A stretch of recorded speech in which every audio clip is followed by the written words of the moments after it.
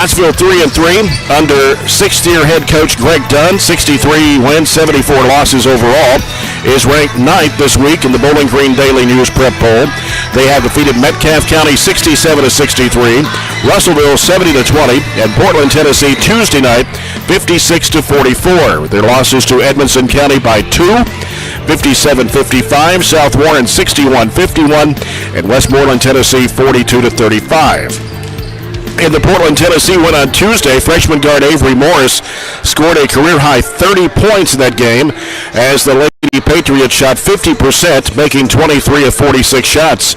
Allen County-Scottsville finished 12-13 last season, losing to Glasgow in a last-second shot in the 15th District Tournament, 53-51, denying Greg Dunn from getting their first trip to Diddle Arena. The Lady-Patriots also haven't had a winning season since Dunn's first year when they went 20-7 when they lost to Barren County on a three-point shot by Mackenzie England in 2019, which eventually led the Trojanettes to the Sweet 16 at Rupp Arena. The Lady-Patriots are predicted to finish second in the 15th District this season. ACS lost just one starter last season in Jaylee Covington, who averaged a double-double, 10.3 points and 10.6 rebounds. Barren County has won 9 in a row and 13 of the last 14 games against Allen County-Scottsville. The Lady-Patriots' last win was on January 18, 2019. The Trojanettes won all three matchups last year, 66-54, 61-33, and 60-49. Barren County has also won 35 straight District 15 games, and Robert Bauer, the question is, can they make it number 36? They should be favored to do that tonight, but Allen County has three really good players. The Nacer girl is really good junior guard for them. Steenbergen, who's a senior, led them in scoring 9 times last year, and then the Morris girl, who led them in scoring also 9 times as an 8th grader, is a really good freshman for them. She averages 19 points a game. She had 30 in their win the other night against Portland. So she looks like a basketball player. She's looks like she's physically grown a little bit and just looks like an athlete, to be honest with you. Somebody that looks like they're more like a junior, senior than a freshman. So we're going to have to have a matchup for her tonight, and also just worry about us a little bit more maybe than them. We're going to play defense. They're going to play a zone 3-3-2 pretty much the whole game, I would assume. They're probably not going to press us very much, but we take care of basketball. We find ways to score in the half court. We don't turn it over, and we just defend. Don't give them second chances. That seems to have been the recipe kind of as we've gone along. And this is a rivalry. We talked about Warren East trying to make that a rivalry. This is a rivalry game. Mm-hmm. This is a game that's been played for pretty much as long as both schools have existed. This is their 50th year in existence, our 50th year in existence. They played us more than they played anybody else. And overall, both of these teams have been very successful. Both these teams have 1,748 wins in their 49 combined seasons. So, that's a lot of wins. Two very traditionally rich basketball teams. And Greg Dunn's teams are not going to come in here and just let us make it 35 in a row. They're going to make us fight it out. And as those girls get more experience, they're going to be a really good basketball team by the end of the year. So, we're going to come in here and take care of business. This is been a long 3-week stretch since Thanksgiving. I think everybody's really tired. I just looked at Katie Murphy a while ago, and she said, "I'm tired," and she's not even playing tonight. But so I think the week is kind of worn on everybody, but thankfully we've been off. So hopefully we have our legs under us a little bit. It was kind of odd not to be here Tuesday night or somewhere Tuesday night, but we got some rest. I think I went to bed at 8 o'clock one night. I was so tired. But hopefully the girls are ready to play. The boys will follow it up with a win, and we can head into tomorrow and then into Christmas break tournaments on a really positive note for everybody to enjoy their holidays with. Well, we got more to come in the Don Franklin Glasgow Countdown to Tip-Off. Tip-off the season with huge savings and score big at Don Franklin Glasgow. You're following the Trojanettes on 104 The Score.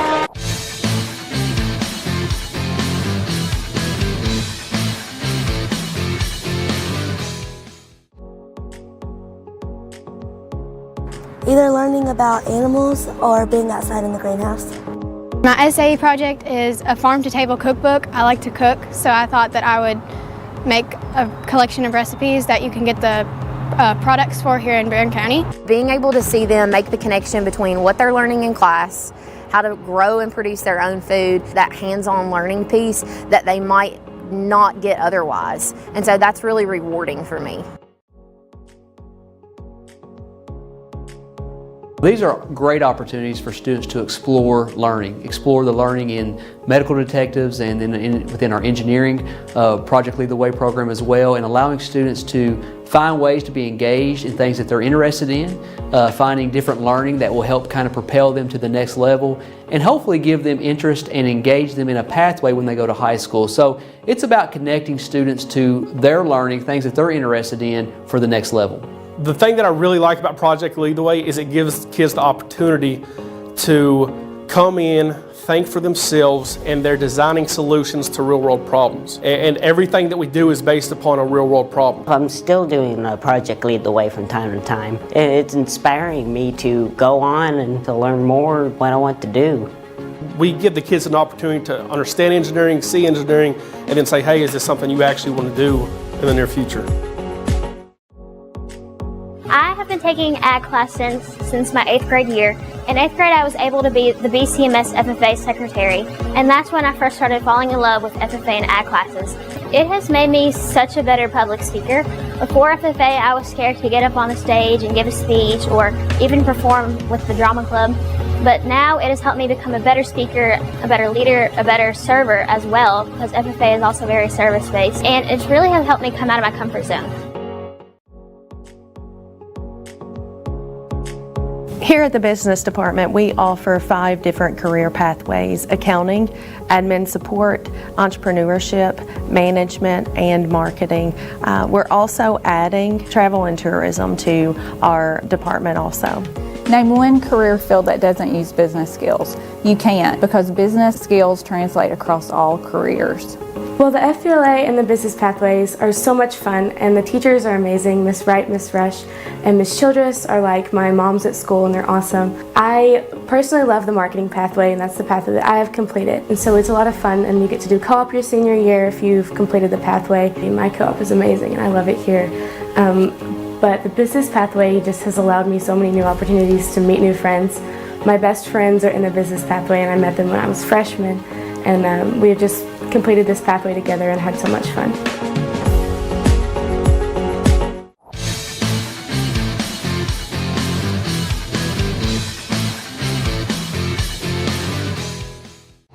The girl-boy doubleheader as well. Clinton County's at Russell County. That's in District 16. Cumberland County boys hosting Logan County. Greenwood girls hosting Madisonville North Hopkins. Russellville boys hosting Hopkins County Central, while the Hopkins County Central girls are hosting Todd Central. That's a look at the area schedule tonight, brought to you by CRS Construction. We'll take a look at the lineups when we return after this break, as you're following the Don Franklin Glasgow Countdown to Tip-Off on 104 The Score.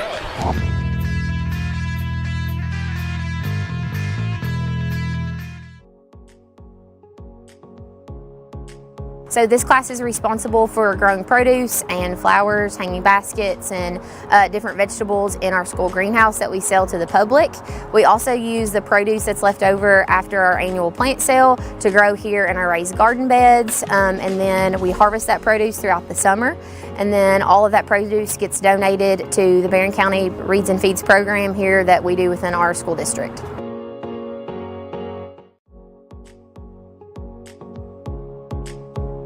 At the culmination of our pathways, students have the opportunity to go out into the community and to be able to co-op. It's through these experiences that kids get real life experience. They get to practice the skills that they learn in the class hands-on. I'm working here at Commonwealth Broadcasting Corporation, and it's just really awesome. I get to do lots of cool stuff like write commercials. I've voiced a couple commercials, and I just kind of help out with whatever anybody needs. My favorite part is getting to meet all the different kinds of people, and also just getting opportunities like this co-op. It's really just been a wonderful learning experience. Favorite part is just being able, instead of being in a classroom where you have to sit all day, you're doing your own work for something that you're actually interested in. I would recommend this course to other students just because it'll let them know if they would like to do this for a career.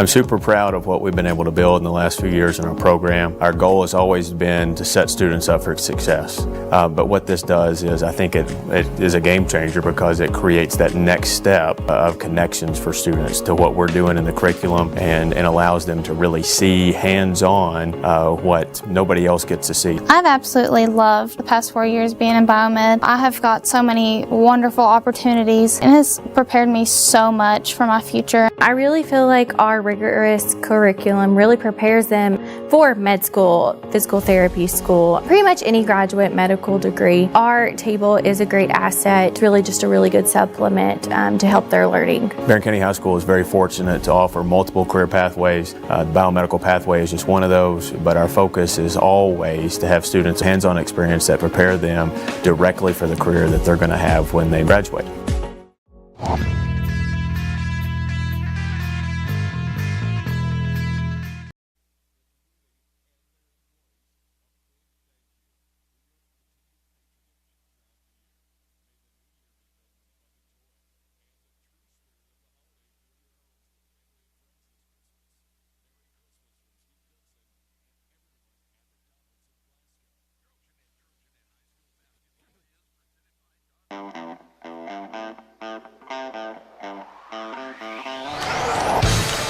Trojanettes and the Lady-Patriots in our first game of our doubleheader here tonight. Big District 15 doubleheader, Bobby Steenberg in court, Barren County High School. Mind you're listening to all of our action here on 104.7 FM, The Score, and 1230 AM, WCDS Glasgow, and online at 104thescore.com. Jay Turner with Robert Bauer, Todd Pilcher, our producer. Glad to have you on a Friday night. Got a big day tomorrow here at Barren County High School. It's the 2023 Barren Hoops Classic. Starts at 11 o'clock in the morning with Greenwood taking on Somerset Christian, followed by Clinton County and Todd Central at 12:30. 2 o'clock Russell County and Louisville Pleasure Ridge Park. And then at 3:30, the Trojanettes take on Casey County. We'll have the broadcast of that game here, followed by the Trojans in Edmonson County. So we'll have that game that starts about 5:30. And then the final game tomorrow night, Bowling Green against Louisville Fairdale. Here's the starting lineups of tonight's game, brought to you by SCRTC Total Communications. For the Allen County-Scottsville Lady-Patriots, under sixth-year head coach Greg Dunn. 63 wins, 74 losses overall. 3-3 coming into tonight's game. Aubrey Macer, number 3, a 5'3 junior, averaging 10 points a game. Actually, it's 8.6. She averaged 10 last year. Avery Morris, a 5'6 freshman, averages almost 19 a game, and she averaged just over 14 and a half last year. Jaylee Steenbergen, a 5'9 senior, averages 13.8 points a game. She averaged 12 last season. Riley Roy, a 5'10 junior, averaging 6 points and 6 rebounds. And also in the starting lineup is Clara Berry, a 5'5 senior who averages 2 points and 4.4 rebounds. For the Barren County Trojanettes, ninth-year head coach Piper Lindsay, 192 wins, 70 losses, 5-0 coming into the game, 1-0 in district play, number 1 team in the 4th region. In this week's rankings, Abby Varney, number 11, a 5'8 senior, averaging 19.4 points, 7 rebounds. Katie Elmore, number 10, a 5'6 junior, averaging 7.8 points a game. Katie Gerald's number 30, a 5'7 junior, averages 3. Taylor Strange, number 14, a 5'10 junior, averaging 7.4. And Ann Ashley Atkinson, number 35, a 5'8 sophomore, averaging 5.4 points a game. When we'll return after this break, we'll have the Farmers RACC Jackie Browning Memorial Opening Tip-Off. And our officials for tonight's game are Tommy Young, Jamie and Bailey, and Brian McPherson. And the officials are sponsored by Monticello Banking Company. NBC is a proud supporter of Barren County basketball. When we return, we'll have the tip-off. It's the Trojanettes and the Lady-Patriots after this break as you're following Barren County High basketball on 104 The Score.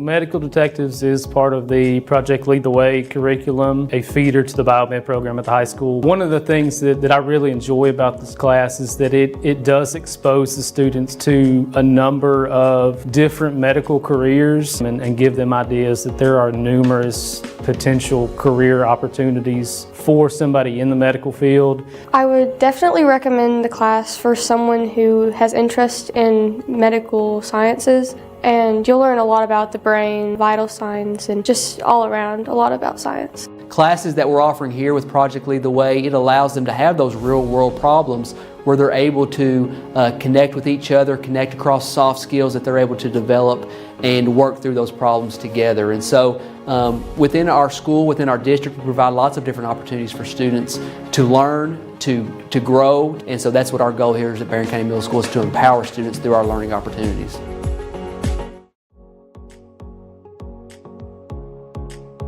These are great opportunities for students to explore the learning in medical detectives and within our engineering Project Lead the Way program as well, and allowing students to find ways to be engaged in things that they're interested in, finding different learning that will help kind of propel them to the next level and hopefully give them interest and engage them in a pathway when they go to high school. So it's about connecting students to their learning, things that they're interested in for the next level. The thing that I really like about Project Lead the Way is it gives kids the opportunity to come in, think for themselves, and they're designing solutions to real-world problems. And everything that we do is based upon a real-world problem. I'm still doing Project Lead the Way from time to time. It's inspiring me to go on and to learn more what I want to do. We give the kids an opportunity to understand engineering, see engineering, and then say, hey, is this something you actually want to do in the near future?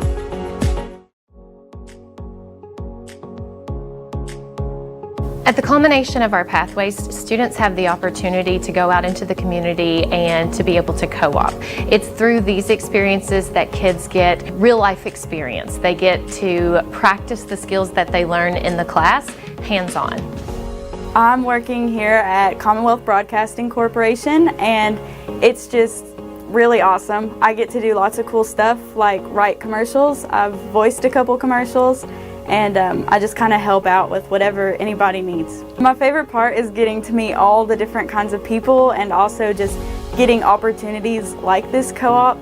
It's really just been a wonderful learning experience. Favorite part is just being able, instead of being in a classroom where you have to sit all day, you're doing your own work for something that you're actually interested in. I would recommend this course to other students just because it'll let them know if they would like to do this for a career.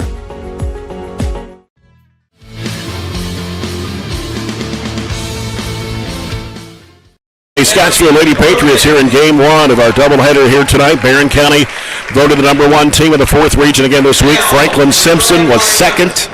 They have moved up quite a bit since the season began 2 or 3 weeks ago. And Bowling Green dropped to 3rd. Warren 4, Greenwood 5. Then Logan County, South Warren, Metcalfe County dropped to 8th. Allen County, Scottsville 9. Cumberland County 10 of the 17 teams in the 4th region. And Franklin Simpson, Robert, has been blowing people away. Of course, I'm not sure how strong their schedule has been, but they beat Warren East 55-29, I believe, earlier in the week. So Franklin Simpson, from what we're seeing, is pretty much a real deal. I'm interested. We'll play them later on, of course. We play them in February. Yep. So I'm interested to see how their season progresses. I think they are probably the 2nd best team in the region right now. And I think they'll be a very formidable team when it comes February and regional tournament time. So a lot of things can happen between now and then, and just see how it all plays out. But their scores show that, you know, no matter the competition, they've taken care of business, kind of like our girls have, and we just need to continue to do so and not worry about anybody else until we actually have them on the other side of the court. Yeah. Of course, Katie Murphy's still out, recovering from an ACL injury. Hopefully, she'll be back by mid to late January. That's what we're hoping anyway. That's what she's hoping anyway. So we'll see how it goes. But nevertheless, if she doesn't come back, then I think we got a pretty strong team anyway. How about this? Into the first half, John Butler just reporting to me Greene County girls at halftime leads Caverna 71-5. Very lopsided scores in some of the games that we've reported, and sometimes we report it because they're as lopsided as they are. Like the one I gave you, 93-3 the other night. Yeah. So. Allen County-Scottsville red uniforms, white numerals and lettering outlined in blue, and the Trojanettes are their home whites with burgundy numbers and letters outlined in gold. Abby Farney in the jump circle. Allen County-Scottsville's Riley Roy. And Tommy Young will toss it up, and here we go. Under this district encounter between the Trojanettes and the Lady-Patriots. Barren County's won 35 straight District 15 matchups. Lady-Patriots with the basketball, top of the key is Steenbergen. Now they go inside, and the shot is no good by Roy, but we got a foul on the Trojanettes, and they're going to put it on Taylor Strange. First foul of the basketball game puts Riley Roy, a 5'10 junior, at the free throw line. First one is good. I don't remember her from last year. I don't really remember her playing a whole lot, no. But she has moved into the starting lineup. The second shot is missed. Varney with a rebound for the Trojanettes, pushing it down the left side of the floor. Now holds up. Wants to set it up. Now needs somebody to come get it. Dumps it in the high post there to Strange. Strange underneath the Geralds. Geralds goes underneath the basket, feeds it in, back to Strange, and she puts it in. Picked it up in an awkward spot right underneath the rim, and Taylor cut, found her layup. 2-1, Barren County. Out of the right wing is Nacer. Flips it back over to Steenbergen for a three-point try that's no good. Offensive rebound by Barry. She's surrounded by three Trojanettes. Kicks it back outside. And it's Nacer with the basketball. She'll set it up. And we played 1 minute here in the opening quarter with Morris, who scored 30 the other night against Portland, Tennessee. Career high for the freshman guard. Steenbergen feeds it back in there. It's knocked away by Geralds. They try to go into Barry with it in the lane. Turnover by the Lady-Patriots. Here's Varney into the front court. Varney out of the right side. Sends it straight away over to Elmore. Left corner, Atkinson. Posted down in there is Strange. They go back to Elmore. Feeds to the baseline. Atkinson fires and hits. Gotta make that shot. I want to see Ann Ashley continue to get involved in our offense. And it's 4-1, and the Lady-Patriots almost threw it away. It was last touch by Atkinson or Elmore. And she's very comfortable with that short corner shot that she just made there. And that's going to be open when we play teams like tonight where they continually and relentlessly play a zone. Yep. As they work it, Steenbergen to the near side, giving it to Morris. Lobs it back to Steenbergen. She'll bring it across the time stripe. Steenbergen still on the dribble. 4-1, Trojanettes lead it. Steenbergen working the right side. Okay, they give it over to Nacer. Oh, looked like maybe a walk there, but a shot put up no good by Morris trying to drive to the basket. Varney's got it. Varney almost had it picked off there. Into the corner, a little high pass for Geralds. It goes out of bounds. Nacer was able to disrupt her enough. Abby hung on to the basketball, but she was in a hurry to get rid of it instead of gathering herself. I've forgot my stat sheets tonight. They're buried somewhere under my desk, but Donnie's down here has got stats for us tonight, so I'll be glad to read those at time for us. Yeah. 4-1, and Allen County-Scottsville with the basketball as Morris has it out front of the left side. Morris trying to make a move on Atkinson. Backs it back out. Now directing traffic out there. Shouts out the play. Gets rid of it to Steenbergen. Top of the key. Will fire a long one. And it's off the front of the iron. Chased down by Barry. Lady-Patriots keep it alive. Yep, there's the delayed whistle, but it was a walk on Barry. So Barren County will have the ball. 5:23 to play here in the first period. As Elmore brings it across.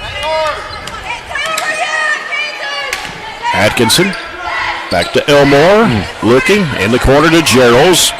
Geralds floats it back to Strange from 15. No, off the right side of the rim. Barry with the rebound for Allen County-Scottsville down the left side with it. It's Morris. Back out for a three-point try that is no good for Nacer. Rebound Strange, lost it, picked it back up, gives it to Elmore. Elmore, crossover dribble left, down the middle of the lane, goes under, flips it up, it's no good, but a blocking foul. Good job. Under control, made a crossover open floor move that just froze the defense, and she had the whole right side of the lane open up. She's gotten really good at just not putting her head down by any means, but just accelerating down the floor until somebody cuts her off. Right. Elmore at the line. 2 shots. The first one is up and good. And I've said this, but and everybody knows I don't want Katie not to play. But in those situations, Katie would be bringing the floor. Katie Murphy would be bringing the ball up the floor. So it's allowing other people to kind of get their feet under them, understand different concepts, and figure some things out. 6-1. Elmore connects on both. 4:40 to play here in the first quarter. Morris with the basketball out front. Goes right side with it to Nacer. Nacer out to Steenbergen. Steenbergen looking left, goes back right over to Nacer on the wing. Nacer now back out front to Morris. Knocked away. Varney chasing it down. Varney getting control of it, going under, puts it up, missed it. I don't know if that was a foul there or what, but still got it though. Here's Gerald's up and under. Move off the window and in. Katie struggled the first 2 games, but she's kind of coming alive also on the offensive end, kind of like I mentioned with Ann Ashley. 8-1 Trojanettes. Right side with it is Nacer. They feed it cutting in there to Steenbergen. Now here's Barry with it. Sends it off the left wing to Morris. Back out to Nacer. Nacer getting a screen set from Steenbergen. Cuts back left. Sends it off the left corner. 3 in the air. Good for Roy. That's their 4th 3 that they've attempted, and the first one they made down, and probably the least likely person to want to hit it. Yep. And Roy with all 4 points for the Lady-Patriots. It's 8-4 Trojanettes. 3.5 minutes to play in the first quarter. They feed it down into Strange. She throws it up and in. Pretty simple. Just threw it up over top of Roy's outstretched arms at 5'11". 10-4 Trojanettes. With it out front is Morris. Goes left side with it to Steenbergen. Steenbergen looking inside. Looking for Barry. She comes out to get the pass. Back over goes right side to Morris. Morris looking inside. Can't go. Now goes back to Nacer. Halfway to the corner, right-hand side, dribbles it out, circles all the way out to the top of the key, and she double-dribbled it. She double-dribbled it, thankfully, because we had a defensive breakdown and somebody was wide open underneath the rim. Barren County's basketball, 3:02 to play here in the first quarter. It is 10-4 Trojanettes in this German-American Bank first quarter. Atkinson fires in the right corner, and Gerald fires away and hits it. That's a 3-point shot for Gerald. Excellent job taking advantage of an opportunity. She was comfortable, ready to shoot it, and ready to let it fly. She's not a 3-point shooter, and really throughout the year, we have not been an excellent 3-point shooting team, but maybe that's the wrong thing to say. It's not that we haven't been excellent, we just haven't had to shoot them. Right. I was looking, Allen County has made a 3 in a ton of games. I think 132 consecutive games. We didn't even have a 3 the other night in one of our games. So, it's an integral part of the basketball, especially the way the game's evolving. But right now, as many layups as we're shooting and scoring off transition and turnovers, we really just haven't had to shoot the 3. Mm-hmm. And that was the People's Bank 3-point shot for Katie Geralds. The People's Bank, your local community bank working for you. 2:48 to play in the opening quarter. Barren County out to a 13-4 lead over the Lady-Patriots. ACS with the basketball. Morris has it out front, trying to get a screen set. Sends it straight away out to Nacer. Nacer back to Morris. Now Morris getting the screen set from Nacer. Dribbles left-handed, wants to drive with it, goes down the lane, flips up the shot, no good, but a foul on Barren County. It's going to send Nacer to the free throw line. The foul is on Elmore, her first and the second team foul of the quarter. Morris, a 62% foul shooter of the season so far. 5'6" and a freshman. The first free throw trickles off the right side of the rim. First substitution for Allen County-Scottsville is number 25. That's Sarah Wright, a 5'4" senior. Second shot is good for Morris. 13-5, Barren County, 2:25 to play here in the opening quarter. So they set up in a 2-3 zone. Here's Elmore, bounce pass over to Geralds, down to the right corner, Atkinson feeds it to Varney, turnaround jump shot, good from about 10 feet away. Overload on the right side, we just had too many people there for them to cover up. 15-5, stepping back, shooting a 3, it is no good by Morris. Barren County the rebound, run it down the court, Varney pulls up. Bounce pass into Strange, free throw line, fires it up, no good off the front of the rim. Rebound comes off to right for Allen County-Scottsville. It's Morris on the left side. Morris getting a screen from Steenbergen, but goes the other way, reverses back right. Now brings it back almost to the midcourt stripe. 1:40 left in the quarter, 15-5 Trojanettes. Back to the left side, Steenbergen, back to Morris. Morris works to the right side, spin move, down the lane, scoops up the shot. It's no good, too strong. Rebound, going to go out of bounds off Strange as her and I believe that was Roy fighting for it. It kind of ripped out of her hands and went out of bounds.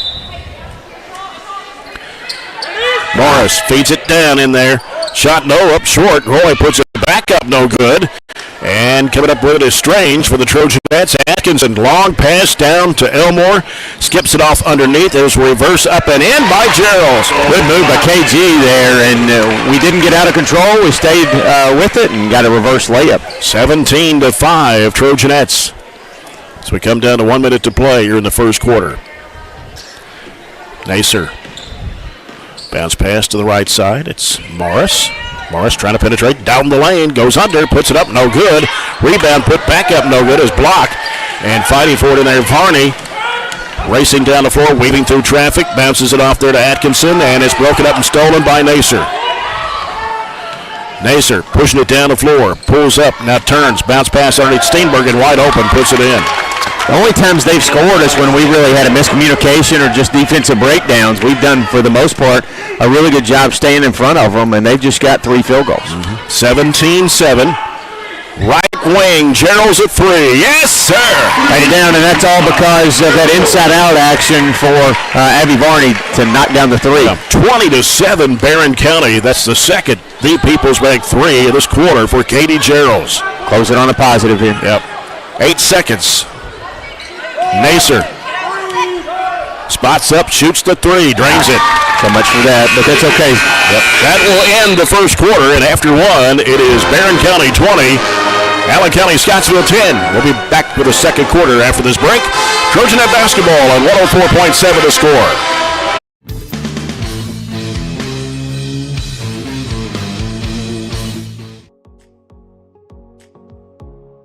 Either learning about animals or being outside in the greenhouse. My SAE project is a farm-to-table cookbook. I like to cook, so I thought that I would make a collection of recipes that you can get the products for here in Barren County. Being able to see them make the connection between what they're learning in class, how to grow and produce their own food, that hands-on learning piece that they might not get otherwise. And so that's really rewarding for me. So this class is responsible for growing produce and flowers, hanging baskets, and different vegetables in our school greenhouse that we sell to the public. We also use the produce that's left over after our annual plant sale to grow here in our raised garden beds, and then we harvest that produce throughout the summer. And then all of that produce gets donated to the Barren County Reads and Feeds program here that we do within our school district.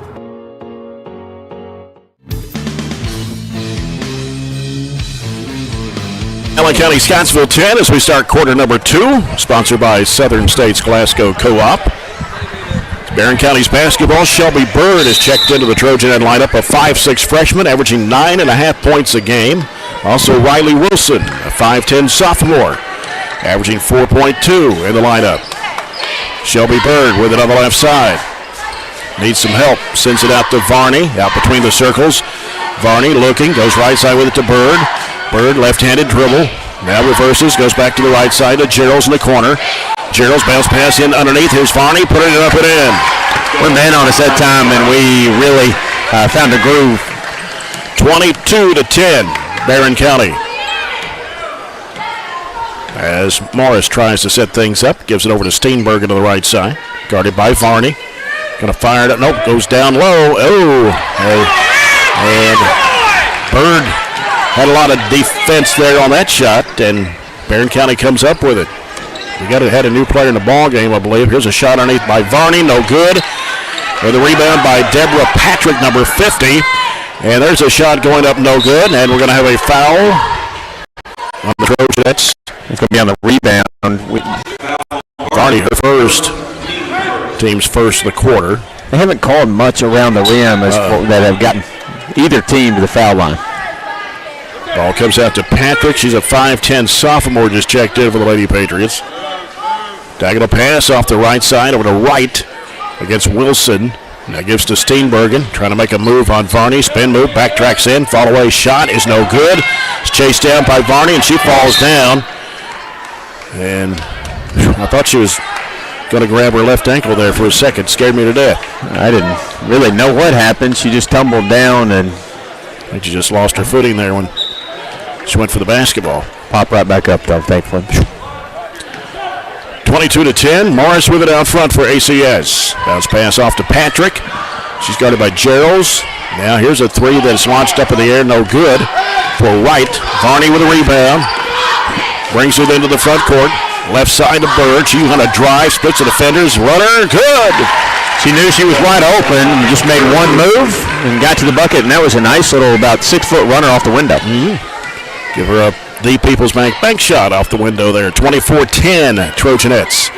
6:08 to play here in the first half. Wright against Wilson. Looking inside. Now puts down the dribble.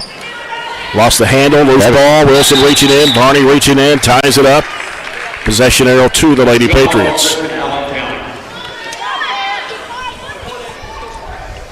5:57 to play here in the first half. 24-10 Barren County.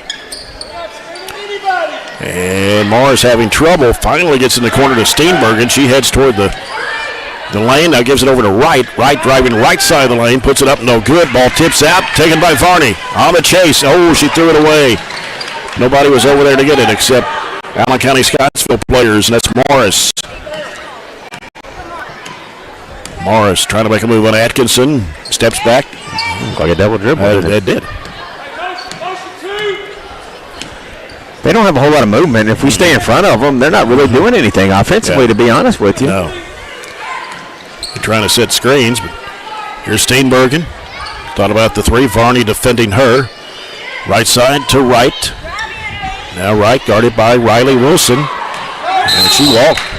Nope, they're going to call a foul. She did like a road runner, didn't she? She took about 3 steps as she was getting going and before she put the ball on the floor. Yeah. So Wilson commits her first. That's number 2 on Barren County here in the second quarter. So now we're going to get Hannah Bragg in the ball game for Barren County. 6-foot sophomore, wears number 4. Taylor Strange also has returned to the court. 5:08 to play in the first half. Barren County 24. Allen County-Scottsville ball tipped away by Bragg. So try to throw it long over the left side to Wright. Allen County-Scottsville bringing Allison Ford, a 5'5 sophomore. Where's number 44? And it will be Nacer to put the ball in play for Allen County-Scottsville. It comes out to Morris. 3 minutes gone here in the second quarter. 24-10. Trojanettes. Morris. That was a moving screen by Steenbergen. Stuck out the leg there. Spin move, going under, scoops it up and in. That's Morris getting her first basket of the half. 24-12. And Ashley's done a really good job on her. She's been on her. And we got to have somebody. She can't spin down the middle of the lane and somebody not helping pick that up. Atkinson with it out front. Left side it goes to Shelby Bird. Bird out top to Bragg. Right side it goes to Atkinson. Feeds it to breaking Bird, and she puts it up and in. Executed perfectly. Just a little curl cut. Yeah.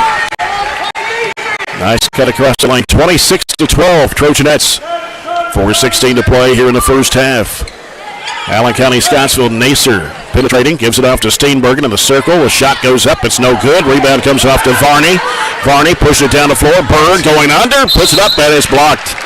And she'll be fouled by Nacer, and that's her first foul of the second quarter for the Lady Patriots, sending Shelby Bird, 5'6" freshman, to the free throw line, who's actually the second leading scorer on the team at 9.4 points a game. Has a couple of field goals already here in the second period. First free throw is up and no good off the front of the rim. Katie Elmore returning to the Trojanet lineup for Coach Piper Lindsay. Give Ann Ashley Atkinson a break. And let's see, somebody come in for ACS. I believe Patrick came back in. Second shot, too strong on that one. Ball tips out and it's chased down. Varney steals it. She goes under, puts it up and in against two defenders. It's a tough move. And it's 28-12 Trojanettes. 3:50 to play in the first half. Coming off a screen, working left with it is Morris. Now looks, she's picked up her dribble, goes out to Steenbergen. Steenbergen is guarded by Varney. And then moves in against Shelby Bird, and we're going to call Bird with a block. The tough call, and Shelby looked like she was in legal guarding position, and the kid just lowered her shoulder right into Shelby's chest. Yep. Bird, her first, team's third. So 3 fouls on the Trojanettes here in the second quarter, as Morris handles it for ACS. Just under 3.5 to play before halftime. Morris trying to drive, goes to the bucket, puts it up and in. I can't do that. Not in a half-court offensive set. We can't just let somebody take off from the extended wing and drop that in the middle of the lane. 28-14 Trojanettes. 3:10 to play in the first half. Elmore bounce pass right to Bird. Bird sends it out to Varney. Varney free throw line, jump shot, bounces off. Rebound to Patrick. Gets rid of it to Morris. Morris pushes it down, angles off left, throws it behind her. Steenbergen for a three-point shot, nails it. It's an easy three when it's just left for you right in your lap and you can step right into it without defense in your face. 28-17, 2:42 to go here in the first half. Varney, bounce pass underneath, hit the foot of Bragg, and then the Lady-Patriots lose it out of bounds. Katie Gerald's coming back into the Trojan lineup for Hannah Bragg. 2:35 to play here before halftime. Barren up by 11, 28-17. Comes in the corner, Varney fires up for three. Yes! The third three. Yeah, that's more than we've hit in a lot of games. It has. We'll have to check the stat sheet to see how many we've had in a half. We've had more than 3.5 this year. 31-17, another the People's Bank three-point shots. Gerald's has the other two. 2:13 to play, first half. For Steenbergen with it on the right side. Steenbergen guarded by Varney. Drives against Varney. Throws up the shot. Missed it badly. Shot it over the rim. They heave it up. Strange off to Bird. Bird drives to the basket. Puts it up and rolls in. It's a weapon when we can just throw it out and anybody can score it around the rim. 33-17. Minute 50 to play in the first half. Bird all 6 of her points coming off the bench here in the second period. Steenbergen out front of the left side. Steenbergen dribbles right, lobs it down to the lane, and we're going to, I don't know about that one. Shelby going to pick that one up too? Yep. Didn't really do much in either of her fouls. That'll be number 4 of the Trojanettes here in the second period. Does that get to the penalty too? Is that the team fifth? Just 4. Okay. Yeah. We'll bring Roy back in for Allen County-Scottsville, so he'll replace Patrick. And I believe Barry came back in. Timeout by Coach Greg Dunn with 1:39 to play here in the first half. Barren County leading 33-17 over the Lady-Patriots. Don't forget, tomorrow's the Barren Hoops Classic here. 6 games throughout the day, starting at 11 o'clock in the morning. Greenwood and Somerset Christian. Will McCoy will bring his Gators into the Trojan Gym at Bobby Steenbergen Court tomorrow, followed by the Clinton County Bulldogs and Todd County Central. That'll be at 12:30. Then at 2 o'clock, Russell County will go up against Louisville Pleasure Ridge Park. Followed by at 3:30, the Barren County Trojanettes against Casey County of Region 12. And then that'll be followed by the Trojans against Edmondson County, coached by new coach Trey Tinsley. And then 7 o'clock tomorrow night, Bowling Green against Louisville Fairdale. All the action, we'll have the Trojanettes and the Trojans games right here on 104.7 The Score tomorrow afternoon. Steenbergen with a basketball for ACS, lobs it down low. Now back to Steenbergen, goes right down the lane, dumps it off on the right side. Barry fires, misses, came up short on the right side of the rim. Varney has it for the Trojanettes with 1:23 to play. It's Varney being defended out there by Morris. Still on the dribble. Looks right, now goes left. It's Atkinson driving it right down the lane, scoops up the shot, too strong against the window. Barry with a rebound, down to 1:07 to play. Now going to pass right side. Barry fakes the three, gives it to Steenbergen. Steenbergen on the right wing, picks her dribble up, and gives it down to Morris. Morris now making a move on Atkinson. Little head fake there. Now backs up. Steenbergen setting the screen for her at the top of the key. Now gets rid of it to Steenbergen. Steenbergen left side. Down to 45 seconds to play. Steenbergen. Crossover dribble, loses a handle. Varney's got it for the Trojanettes. Off to the races. She drives and going to get fouled. She tried to go for the shot. The foul will be on Nacer, her second. And that'll be the team's second of the quarter. And Abby Varney. And it was not a shooting foul, I guess. So Varney will bounce it into play in the corner to Gerald's. Out front now to Elmore. Elmore working around the top of the key. Back to Varney. 30 seconds to go. Back to Elmore. Going under up on the left hand and puts it in. Katie Elmore with her first basket of the night. She hit a couple of free throws back in the first quarter. 35-17. Barry down low. No good. Rebound Taylor Strange. Off to Atkinson with 13 seconds to play. Atkinson needs some help out front. Bounce pass off to Gerald. 7 seconds left. Gerald straight away. 3-point shot and came off. Rebound Allen County-Scottsville, and that'll do it for the first half. So at halftime, it's Barren County 35 and Allen County-Scottsville 17. When we come back, we'll talk with Lee Johnson, the principal of Austin Tracy Elementary, after this break on 104.7 The Score.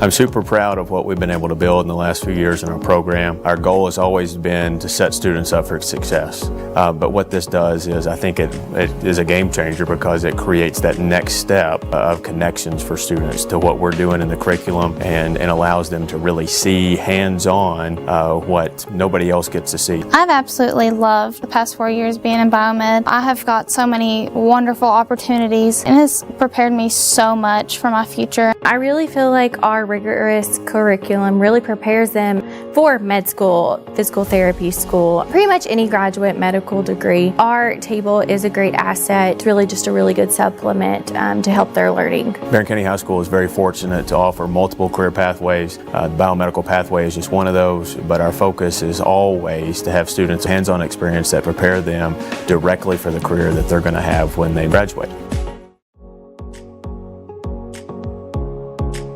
Here at the business department, we offer 5 different career pathways: accounting, admin support, entrepreneurship, management, and marketing. We're also adding travel and tourism to our department also. Name one career field that doesn't use business skills. You can't, because business skills translate across all careers. Well, the FBLA and the business pathways are so much fun, and the teachers are amazing. Miss Wright, Miss Rush, and Miss Childress are like my moms at school, and they're awesome. I personally love the marketing pathway, and that's the pathway that I have completed. And so it's a lot of fun, and you get to do co-op your senior year if you've completed the pathway. My co-op is amazing, and I love it here. But the business pathway just has allowed me so many new opportunities to meet new friends. My best friends are in the business pathway, and I met them when I was freshman. And we have just completed this pathway together and had so much fun.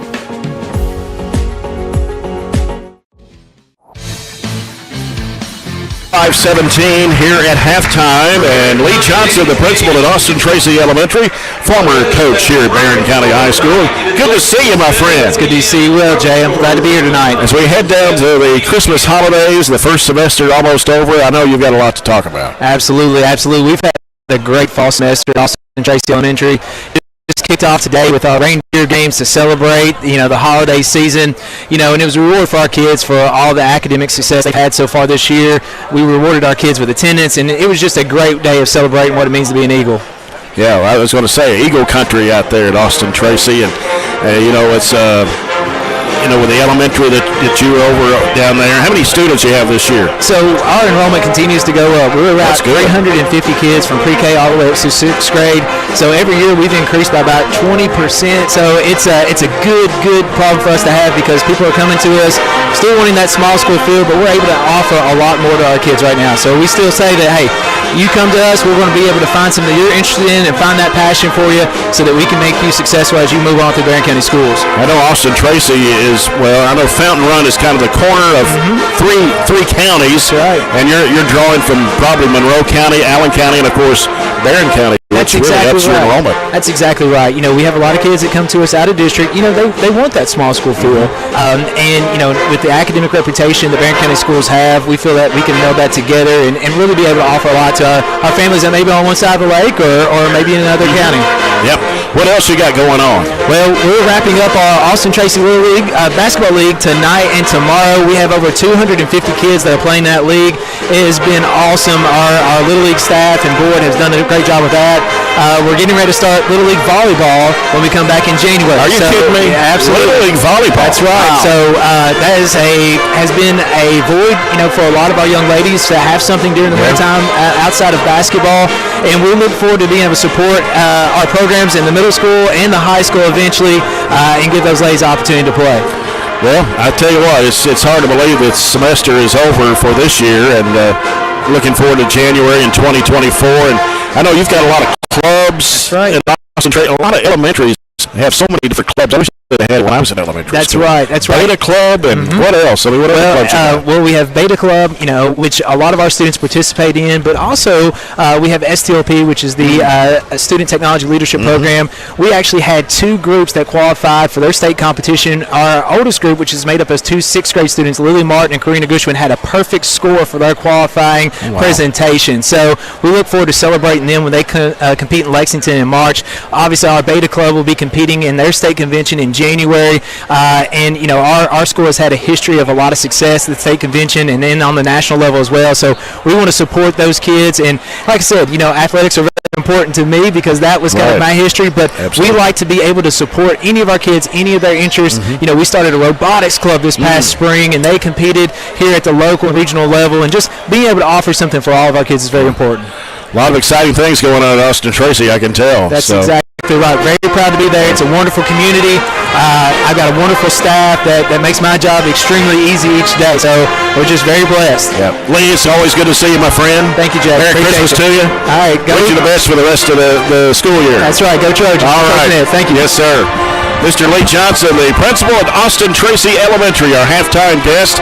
We'll come back with our halftime scoring and stats as we continue our coverage here at halftime. It's the Trojanettes 35, Allen County-Scottsville 17.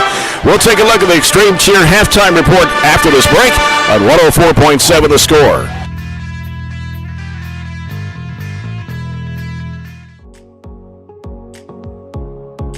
I really like the hands-on aspect because I have several students, particularly this year, being that we do have such large gaps from our COVID time, that are having some trouble with reading. They struggle to do that. So when we do the hands-on and they're able to see the models and to watch me do it, that is taken completely out of the equation, and it gives them the confidence to really shine and do all these smaller tasks. Building that foundation of how students can use science, technology, engineering, arts, and math, making those connections with the classroom teachers and what they're doing in their classrooms as well. And you know, sometimes they don't have the time to do those project-based type things. In our STEAM lab, they're able to do that. And then also with our Project Lead the Way, students are really thinking about how to build and solve real-world problems, presented with scenarios, and then they have to problem solve and come up with solutions as a team. And so we're really excited about laying that foundation here at Temple Hill this year. I have been taking ag class since my 8th grade year. In 8th grade, I was able to be the BCMS FFA secretary, and that's when I first started falling in love with FFA and ag classes. It has made me such a better public speaker. Before FFA, I was scared to get up on the stage and give a speech or even perform with the drama club. But now it has helped me become a better speaker, a better leader, a better server as well, because FFA is also very service-based, and it really has helped me come out of my comfort zone. Either learning about animals or being outside in the greenhouse. My SAE project is a farm-to-table cookbook. I like to cook, so I thought that I would make a collection of recipes that you can get the products for here in Barren County. Being able to see them make the connection between what they're learning in class, how to grow and produce their own food, that hands-on learning piece that they might not get otherwise. And so that's really rewarding for me.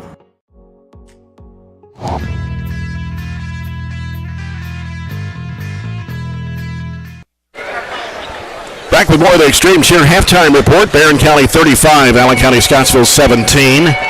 And we got a halftime score in that Glasgow-Warren East girls game. Glasgow trailing Warren East at halftime 24-22 is the halftime score. Warren East 24, Glasgow 22. Another District 15 matchup tonight. Trojanettes led 20-10 at the end of the first quarter, outscored the Lady-Patriots 15-7 in the second quarter. Allen County-Scottsville had 6 field goals the first half. 3 of those were threes. They were 2 of 4 from the line. Avery Morris and Jaylee Steenbergen 5 points apiece. Riley Roy had 4. Aubrey Nazer had 3. Trojanettes with 15 field goals, 3 threes, 2 of 4 from the line. 10 points for Katie Gerald all in the first quarter. 2 threes and 2 twos. 9 for Abby Varney, 3 twos and 1 3. 6 points for Shelby Bird all in the second quarter. She was 0 for 2 from the line, but had 3 field goals.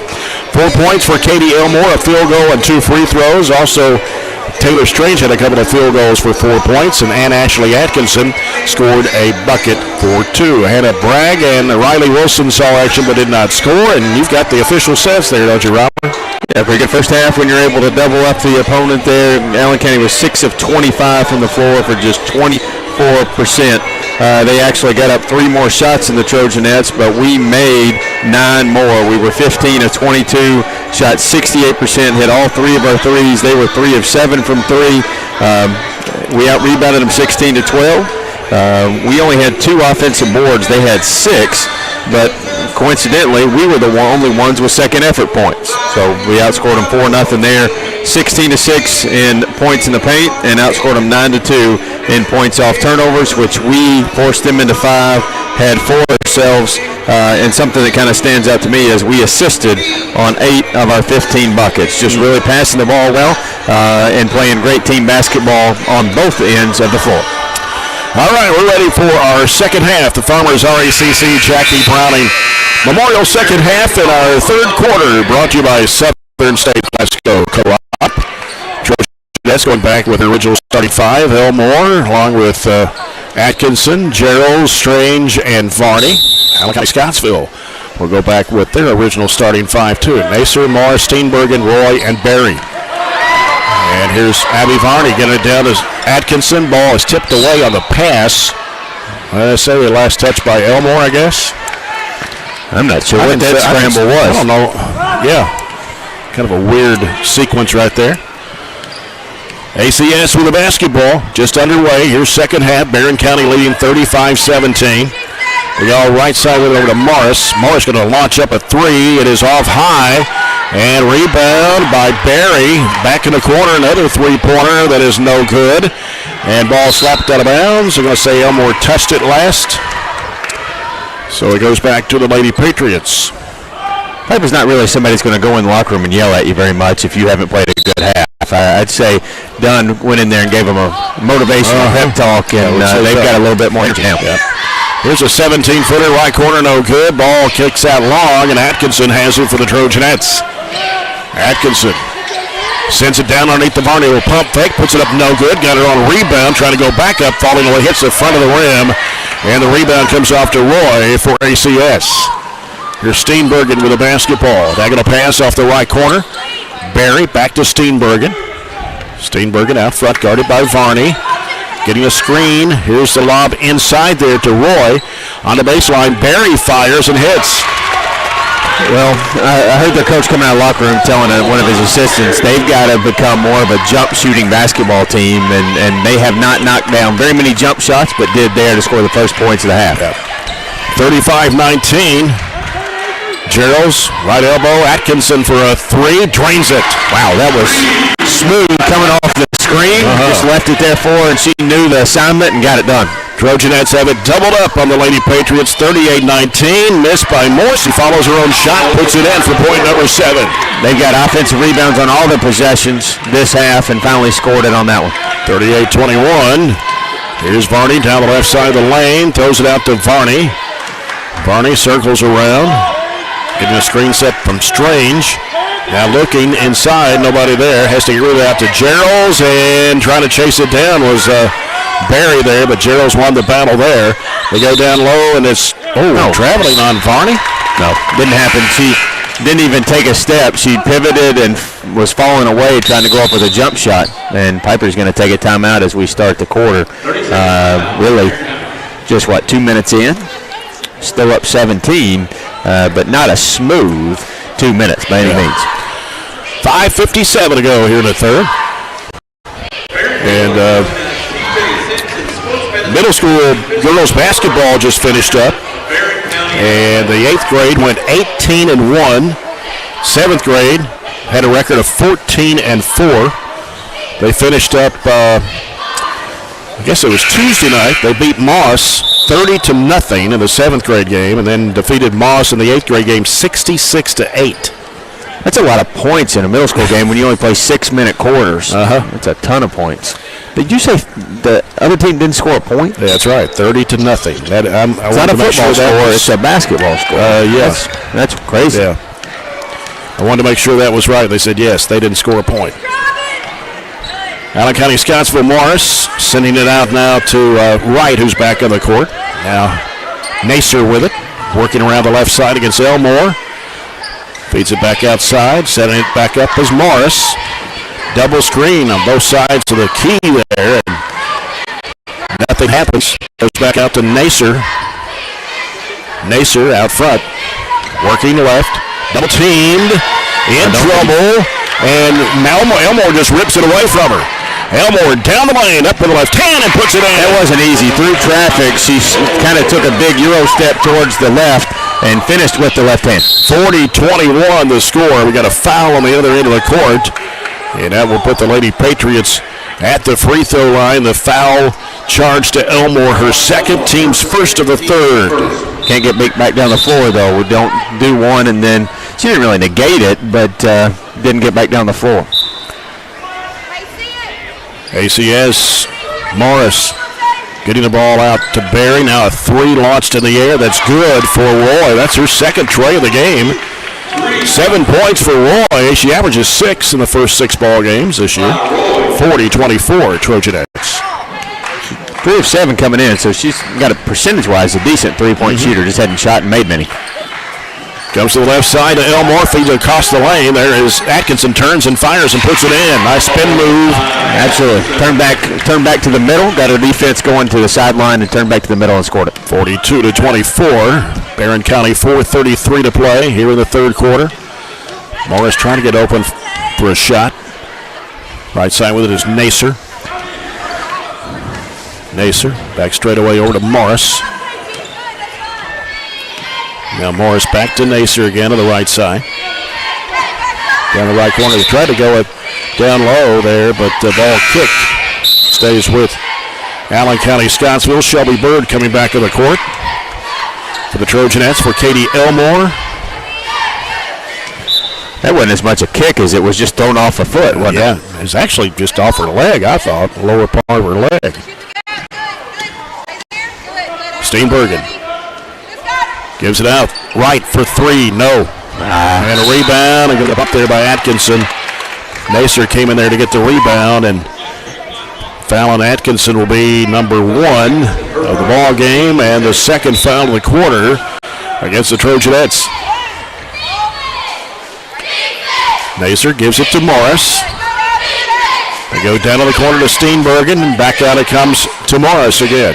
Got to clean up the offensive rebounds as they've had multiple second chance opportunities, and here another one. Right. Long three, no good.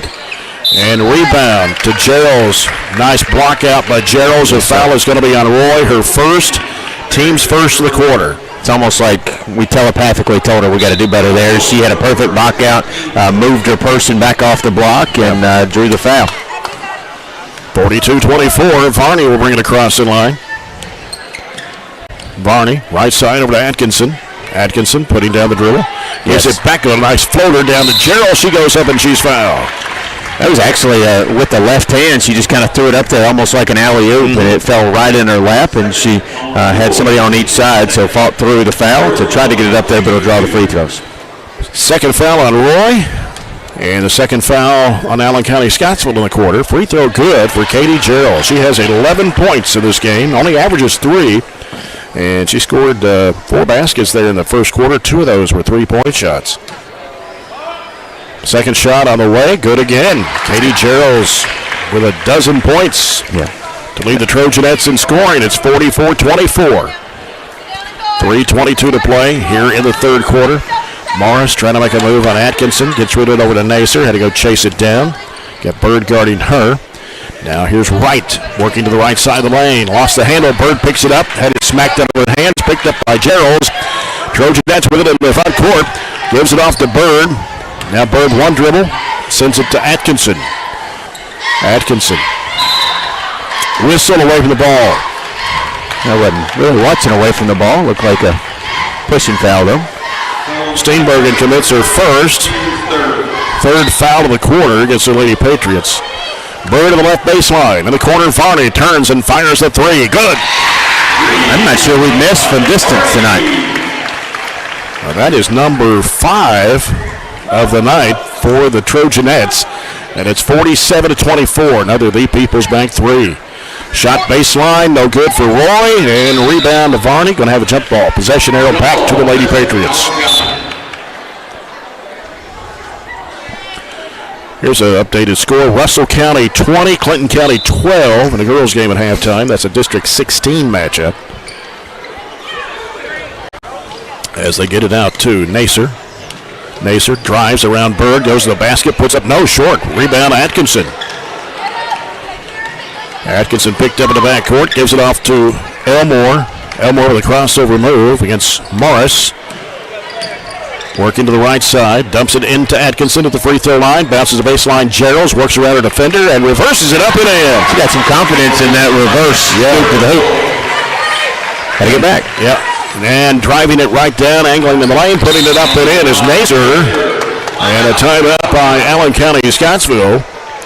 Trojanettes have ballooned it out to a 49-24 lead. And now it's 49-26. 2:07 to play in the third.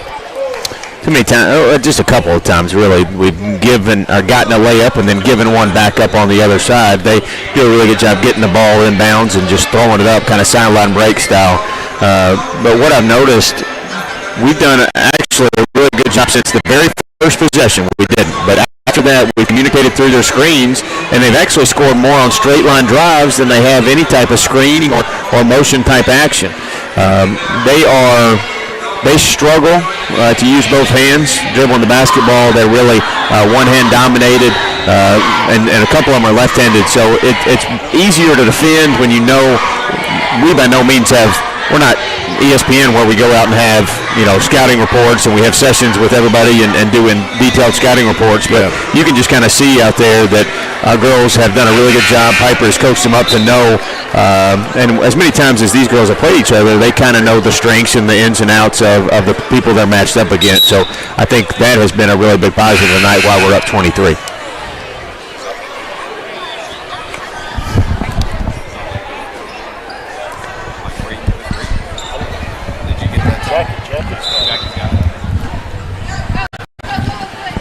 Barren County's basketball, a run out is coming to Elmore. Elmore driving the bucket, gets around the defender, is going to be fouled. It'll be on Roy, her third, and the team's fourth of the quarter. And that will send to the free throw line Katie Elmore, 2 for 2 tonight. 6 points in the basketball game. Doesn't feel like there's been many free throws shot the whole game. First one right down the middle of the twine for Katie Elmore. She's now 3 for 3, 7 points. It was only 2 of 4 for each team at the half. Second one up and rim's good. When it's called both ways and it's not turned into a rugby or football game, I'm okay with it. Makes the game go quicker, especially when you've doubled up your opponent there. Yep. 51-26 Trojanettes. Elmore gets knocked to the floor. There's an illegal screen. It's kind of hard to argue against that, as some of the fans are here when she ends up on the floor. And that is the fourth foul on Riley Roy. 5 fouls in this quarter. But that's an illegal screen, so it won't count as going to the free throw line to shoot 2. Everybody's still kind of getting used to that. You got to clear them off in between quarters, and it kind of catches us off guard when you do hit that magic 5. Yeah. There's a bounce pass down low. Katie Gerald spinning around. Can't get free. Gives it to Riley Wilson, who's back in the ball game now. Shelby Bird with the ball. Over to Elmore. Elmore feeds to the high post. There's the right elbow. Katie Geralds now turns and looks, fires it over to Atkinson. Fakes, drives in traffic, up with the left hand, and puts it in off the glass. We have converted in the paint tonight with some difficult shots, scooping layups, running one-handers. Pretty much everything's falling for us tonight. 53-26. Barren County with 1:08 to play in the third period. Steenbergen gets rid of it to Barry. The ball almost got away there from Wright. Now back to Nacer. Nacer with a crossover, spins back, goes left side, goes it over to Barry. They go back to Nacer. She gets trapped. Ball broken up, stolen by Atkinson. Fires it up to Geralds. Geralds with a 4-on-3. Bird for a three. Good! 6 of them. We don't average 3 threes a game. We average 2.6 threes per game, and we've got more than double that tonight. 6 3-point shots for Barren County, a 30-point lead, and a shot rolling up and in for Steenbergen. And to add to that, I know we were perfect at the half, but I don't remember us missing a three tonight either. We'll see the stats at the end of the game. 56-28, 13 seconds to play here in the third. Elmore bouncing the ball against the floor. Now starts a move to the right side, double screen. Now sends it out to Bird. Another 3-point shot. No. Rebound to Allen County-Scottsville's Allison Ford, and that will end the third period of play. And after 3, it's Barren County 56, Allen County-Scottsville 28. We'll return after this break. You're following the Trojanettes on 104.7 The Score.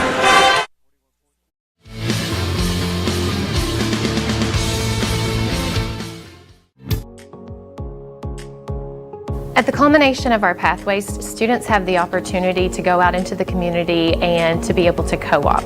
It's through these experiences that kids get real life experience. They get to practice the skills that they learn in the class, hands-on. I'm working here at Commonwealth Broadcasting Corporation, and it's just really awesome. I get to do lots of cool stuff like write commercials. I've voiced a couple commercials, and I just kind of help out with whatever anybody needs. My favorite part is getting to meet all the different kinds of people and also just getting opportunities like this co-op. It's really just been a wonderful learning experience. Favorite part is just being able, instead of being in a classroom where you have to sit all day, you're doing your own work for something that you're actually interested in. I would recommend this course to other students just because it'll let them know if they would like to do this for a career.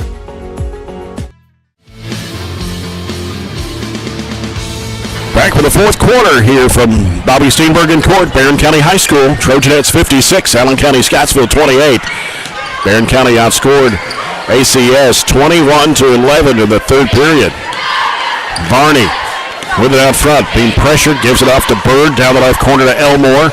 Elmore bounce pass in the hand of Bragg, who's back in the court. Back out to Bird. Now Bird putting down the dribble. Gets rid of it out to Elmore, the baseline, fires it into Bragg, she puts it in. Good job, she beat her man, drew the extra help, and just dumped it off to Bragg, who was the benefit of another Trojanette assist. And it's 58-28. Just underway, fourth quarter, brought to you by South Central Bank, small enough to know you, big enough to help. Inside shot blocked in there by Bragg, and the ball sailed out too far for Atkinson to get to, and here's a three by Steenbergen. It is headed out, and the ball is loose, and Varney out of there with it for the Trojanettes. Varney dribbling strong with the left hand, drives to the basket, puts it up, and she's going to be fouled by Morris. Her first, team's first of the fourth quarter. Foul on Morris, her first, team 6, already on the line, shooting 2. Abby Varney for 2 shots. First one on the way, short. Varney was 28 of 37 from the foul line, 75.7% coming into the game. Second shot in the way, and it comes off. 2 rare misses for Varney on the free throw lines. 58-28, Trojanettes, 6:47 to play in the third. Nacer gets rid of it out to Steenbergen. Steenbergen, blocking foul on Shelby Bird. Shelby's got 3 cheap ones tonight, doesn't she? Yep. Number 3, first of the fourth quarter on the Trojanettes. 6:42 to play. And gives it to Steenbergen. Out to Nacer. Nacer over to the left side. Morris with it. Morris, high post there to Patrick. Patrick working around against Bragg, gets the block shot on her. Varney up court, 2-on-1. Here's Bird underneath. Atkinson puts it in. What a elite move there. Getting the defense to commit and then go back to the other side and get an assist out of it as well. Yeah, 60-28 Barren County. And we're going to have a foul on Abby Varney, her second. Team second of the quarter. Allen County-Scottsville basketball. And they throw it away, and Nacer has to go chase it down to keep it in bounds. But Bird has it. Bird getting control of it. Drives in, goes to the basket, puts it up, and rolls it in. Strong move. Wow. Strong. She's had a good game off the bench, and she didn't even play until about 2 minutes left in the first quarter. 11 points for Shelby Bird at 62-28. 5:50 remaining. Morris leaves it with Patrick, right side of the key. Got a whistle away from the ball. And a foul on Shelby Bird. That's going to be number 4. Third foul of the quarter. And Addison McFall, a 5'4" sophomore, checks in for Shelby Bird. Wright gets it inbounds. As they work it down low, losing it out, going to the floor, and it'll be a jump ball. Possession arrow back to ACS.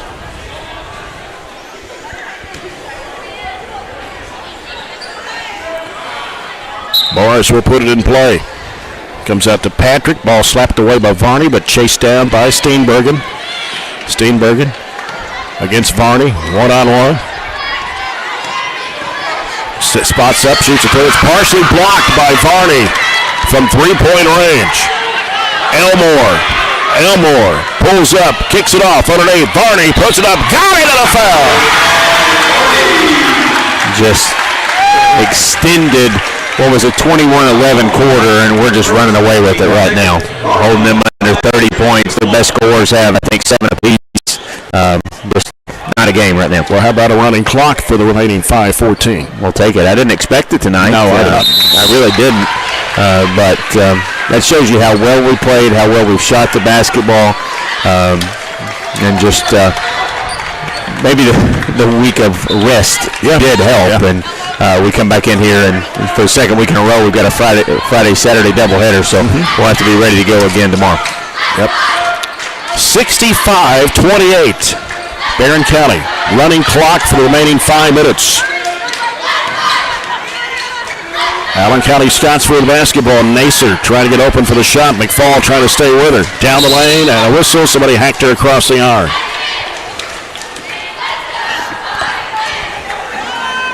Foul is on Atkinson, her second. 4 fouls of the Trojanettes here in the quarter. Allen County-Scottsville basketball with a running clock here. And in the corner, going to fire a 3, and it's good for Morris. Morris just hadn't really got going tonight. That was just kind of a head shake after she made that 3 to release some frustration, I think. 65-31. Here's a 17-footer by Bragg, no good. Ball tipped away out of bounds. Oh. That was clearly off of Allen County, but we won't complain up. Nope.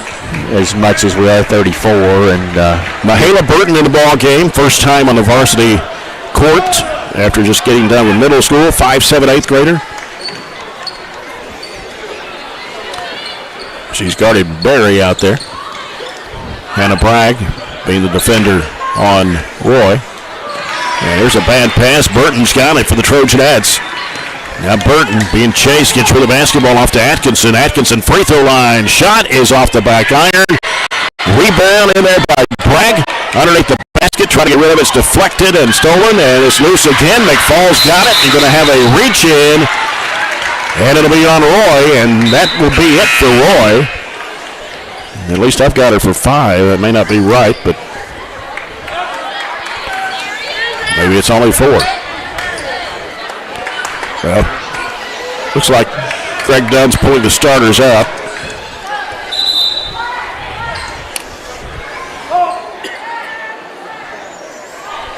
Coming in for Barren County, number 22, Hannah Wilson, a 5'4" freshman. Got Riley Wilson, Addison McFall, Hannah Bragg, and Mahala Burton on the court for Barren County.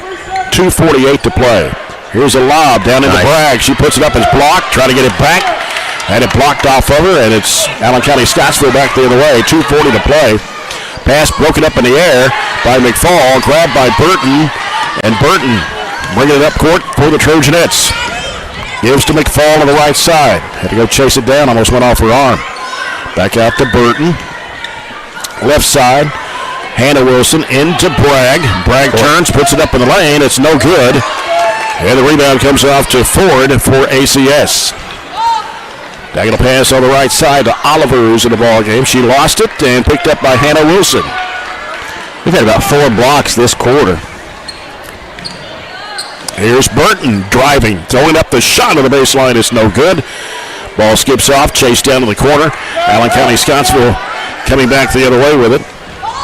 Long pass down the court to Oliver. Oliver trying to bounce it back in there, and it's taken by McFall.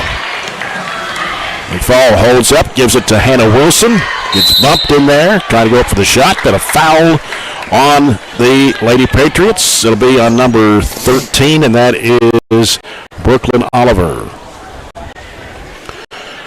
So it will be 2 shots coming to Hannah Wilson.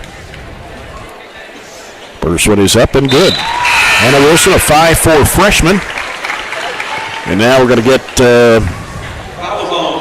Marley Russell, 5'4" freshman, number 20. And let's see who else came in. 20, Reagan Griffiths, 5'9" freshman. And the free throw is no good on the second try. I think we've got another new player in the ball game, which is Audrey Jones, number 5, another freshman. Shot out of the corner, no good for ACS. As they try to go for the offensive rebound, it's out of bounds off the Trojanettes. As they have several new players coming in for Allen County-Scottsville now. Some of our kids in the second and even third group would be starting for some teams throughout this region. And that's what gives Piper an added level of support with the competition that we're able to have in practice. It makes everybody a little bit better. Yeah. Shot from left elbow is no good. Rebound to Russell for Barren County. She gives to Burton. 50 seconds to play here in the basketball game. Burton sends it down left side to Wilson. It's Hannah Wilson. And it's going to be off Allen County-Scottsville's Kennedy Carter, number 4, who just checked in. Also got Kinsley Byrne, number 5 for ACS. Burton lobs it out. They get rid of it out to Jones. Now to Russell. Burton drives in. A little 10-footer. Rams, no good. Offensive rebound put back, no good, but a foul. And that will send Hannah Wilson back to the free throw line for Barren. That'll about do it. The clock stops for free throws, but after that, this will be pretty much just to determine the final score. Hopefully, get some more points here for the throw. No good on that one. She'll have one more.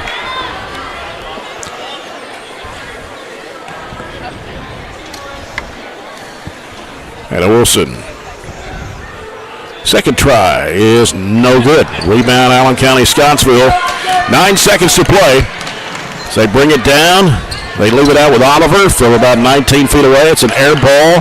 Goes out of bounds, and that will do it. And the Trojanettes win it tonight 66-31 over Allen County-Scottsville. Trojanettes still undefeated at 6-0 overall, 2-0 in district play. Allen County-Scottsville drops to 3-4 overall and 0-1 in district play. Barren County outscoring the Lady-Patriots 10-3 in that final quarter. We will have the post-game report coming up in just a moment, brought to you by CPC Commodities. But first, we'll talk with Barren County head basketball coach Piper Lindsay. Let's take a 2-minute break and we'll return in just a moment here on 104.7 The Score.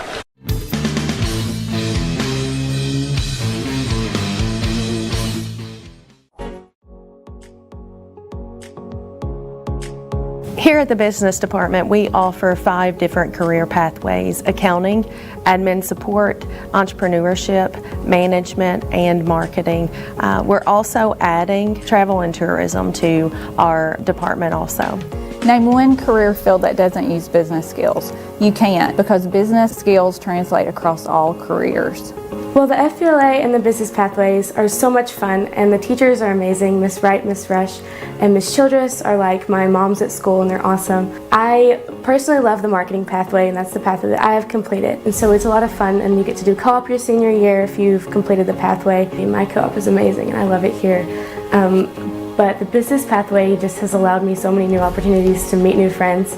My best friends are in the business pathway, and I met them when I was freshman. And we have just completed this pathway together and had so much fun.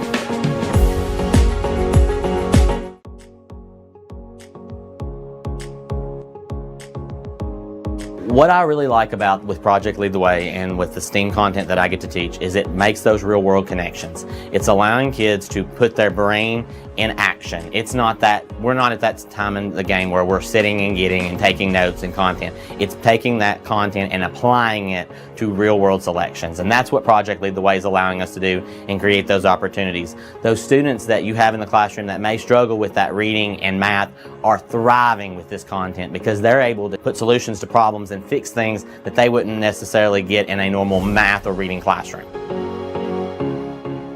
Just being able to figure out what didn't work and how to make it work and how to work through that process just in itself for you as a person is important, but also it builds those skills that are going to be necessary for each grade that follows us.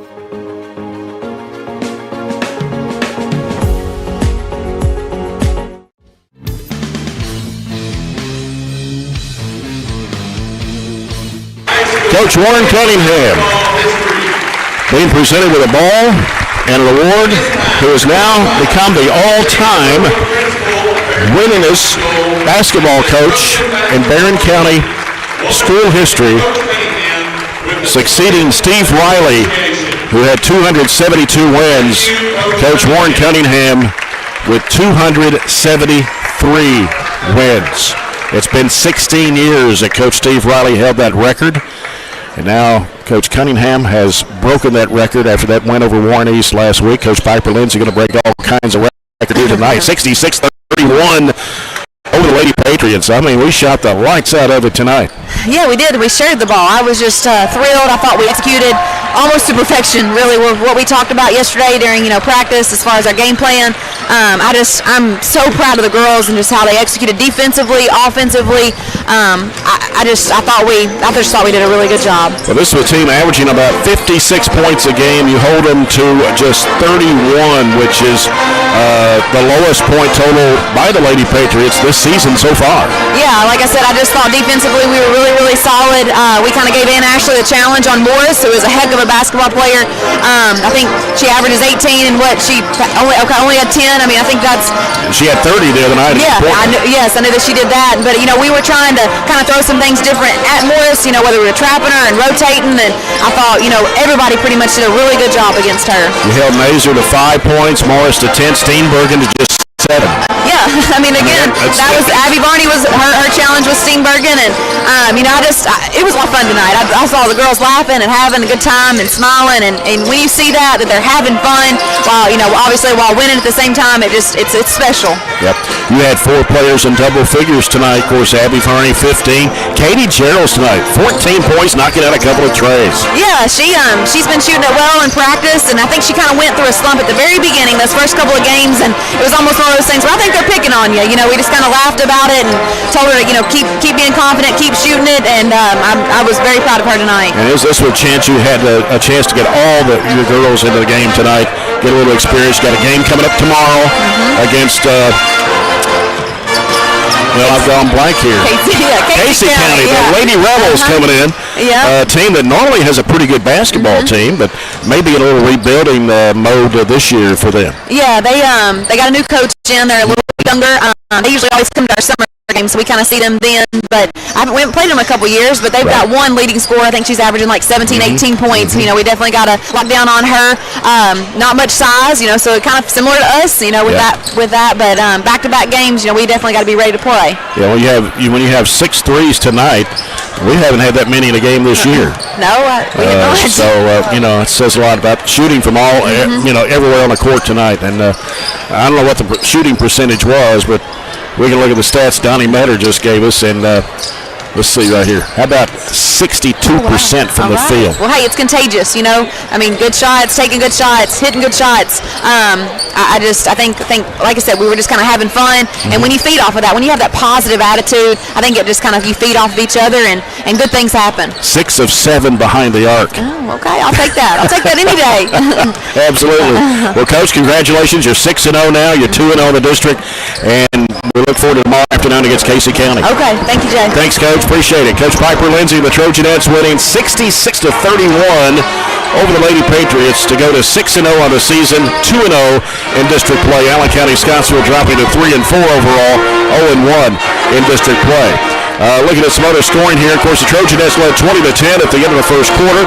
By the way, Coach Piper Lindsay's comments brought to you by McDonald's. Enjoy a meal today at McDonald's on Smith Road in Glasgow. It's 35-17 at the half, 56-28 after 3, and 66-31 the final score. Allen County-Scottsville, 12 field goals, 5 of those were threes. They were 10 points for Avery Morris, 7 each for Jaylee Steenbergen and Riley Roy, 5 for Aubrey Nacer, and 2 for Clara Berry.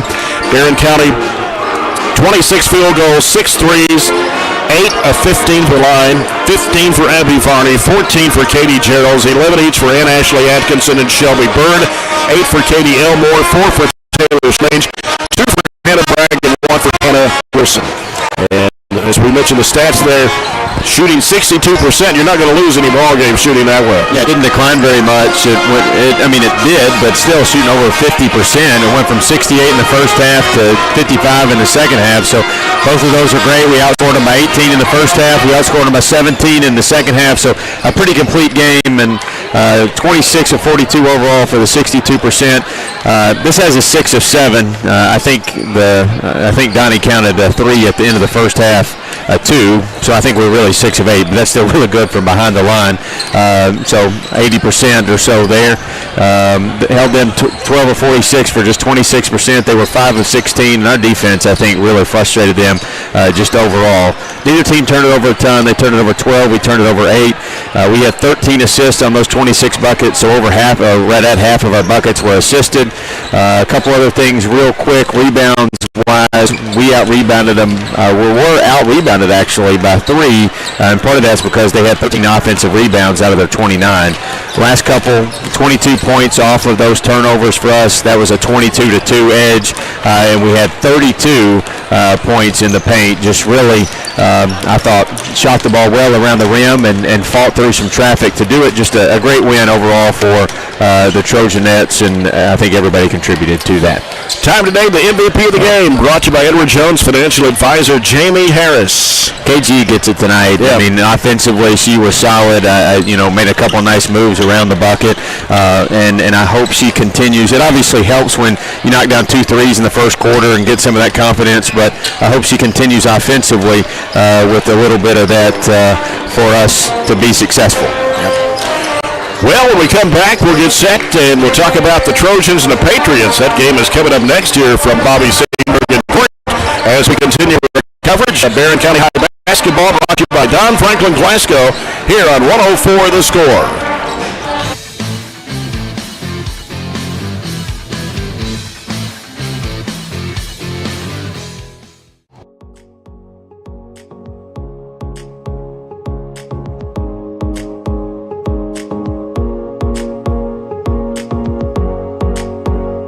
We start working all the way from kindergarten, and they start doing, if it's building the 3 little pigs houses and they have to build something and test it and all of these sorts of things, they start that kind of problem solving skills really young.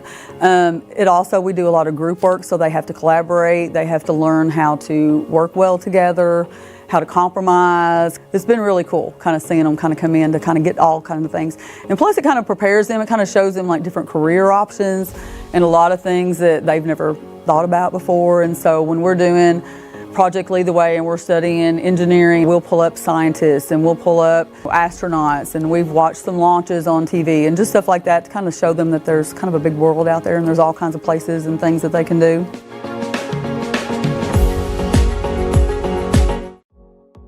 Medical Detectives is part of the Project Lead the Way curriculum, a feeder to the biomed program at the high school. One of the things that I really enjoy about this class is that it does expose the students to a number of different medical careers and give them ideas that there are numerous potential career opportunities for somebody in the medical field. I would definitely recommend the class for someone who has interest in medical sciences. And you'll learn a lot about the brain, vital signs, and just all around a lot about science. Classes that we're offering here with Project Lead the Way, it allows them to have those real world problems where they're able to connect with each other, connect across soft skills that they're able to develop and work through those problems together. And so within our school, within our district, we provide lots of different opportunities for students to learn, to grow. And so that's what our goal here is at Barren County Middle School, is to empower students through our learning opportunities.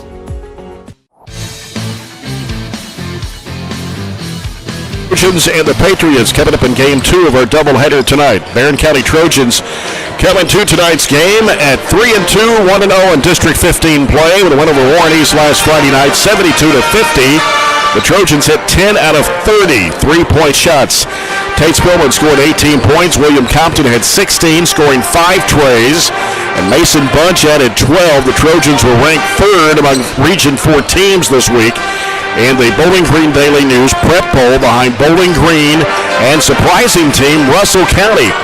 Warren Cunningham became the all-time winning boys basketball coach at Barren County, getting win number 273 last Friday night, surpassing the man he succeeded, Steve Riley.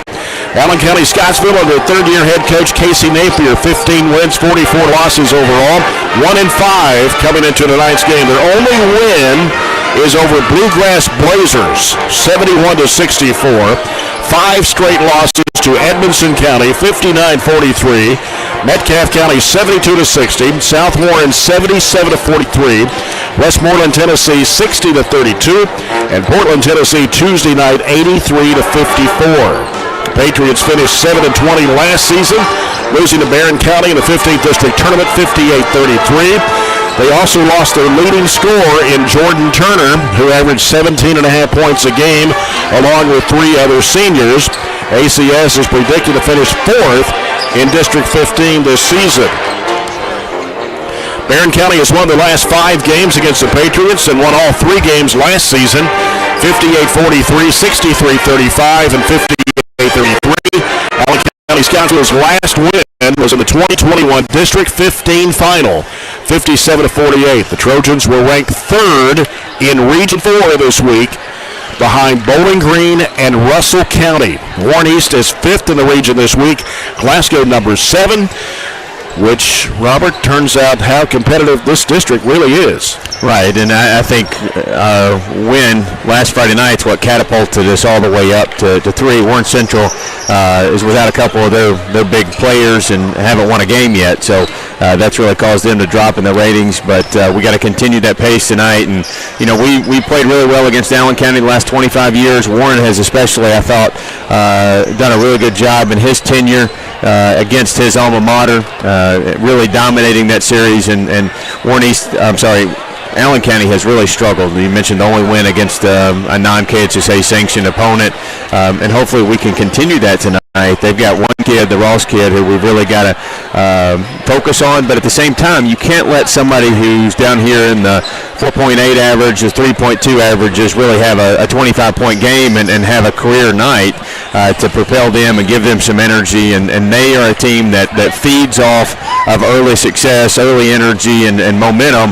And any little spark when you're 0-5 or on a 5-game losing streak is going to have you something to kind of build on, and they're looking for anything, whether that's a couple back-to-back knockdown threes early. So we just got to be solid. We can't expect somebody. I know Will Compton's playing really well. He's got 6 threes in his last 2 games, so we can't expect another performance like that from somebody. We just need a solid team effort and take what they give us and come out of here with the win and be ready again for another back-to-back night tomorrow night. Yep. Got a final score in on the Coca-Cola scoreboard. This District 15 girls game tonight. Warren East beats Glasgow 54-43. 54-43. Warren East over Glasgow tonight. District 15 regular season game. Lots of games around the area tonight. We look at the area schedule brought to you by CRS Construction, providing exceptional construction service with the highest attention to detail. And as we mentioned on the schedule tonight, I got another final score here too, by the way. Had it here. John Butler just sent it to me a little bit ago. How about this score, Robert? Greene County girls 122. No way. Caverna 21. That's pretty impressive. 100. They were up 71-5 at the half. Yeah, that's true. 122-21. I don't know what happened there. I mean, we pulled our starters. Our starters played like 6-8 minutes in that whole game. So I mean, if we'd continued to play, we'd have probably put up numbers like that too. And with this girls basketball in the area, some people don't have a whole nother 5 to put in. So you got to keep some of those starters out there sometimes.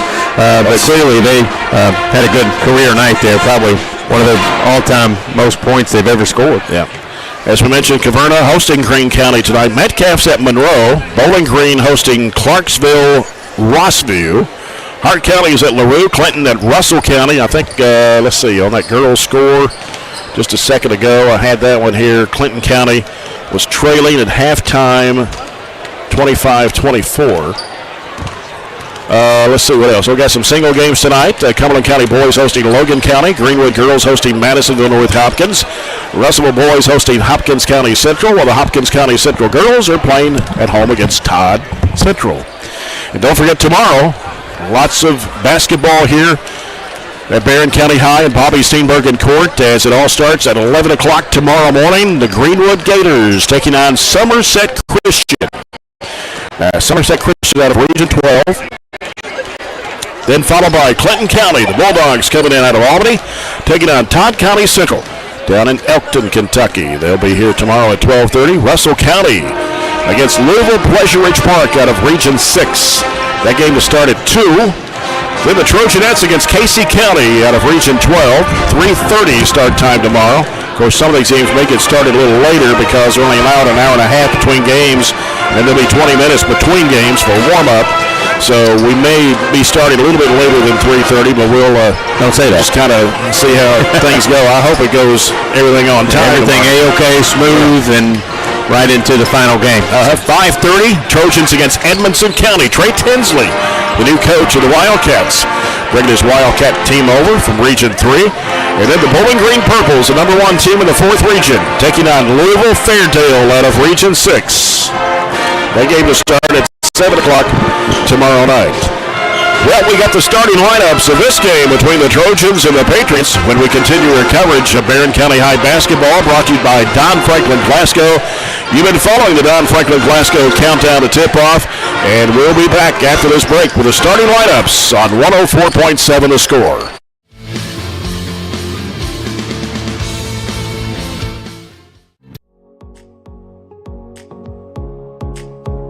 I'm super proud of what we've been able to build in the last few years in our program. Our goal has always been to set students up for success. But what this does is I think it is a game changer because it creates that next step of connections for students to what we're doing in the curriculum and allows them to really see hands-on what nobody else gets to see. I've absolutely loved the past 4 years being in biomed. I have got so many wonderful opportunities and it has prepared me so much for my future. I really feel like our rigorous curriculum really prepares them for med school, physical therapy school, pretty much any graduate medical degree. Our table is a great asset. It's really just a really good supplement to help their learning. Barren County High School is very fortunate to offer multiple career pathways. The biomedical pathway is just one of those, but our focus is always to have students hands-on experience that prepare them directly for the career that they're going to have when they graduate.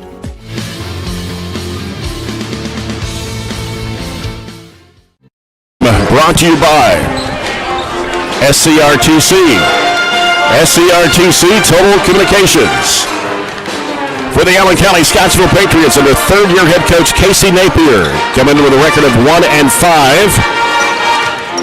Chase Ross, number 1, a 5'9" junior, averaging 11.8 points, 3.8 rebounds a game. Now, the Portland, Tennessee stats were not posted this afternoon, so that does not include the stats from that game.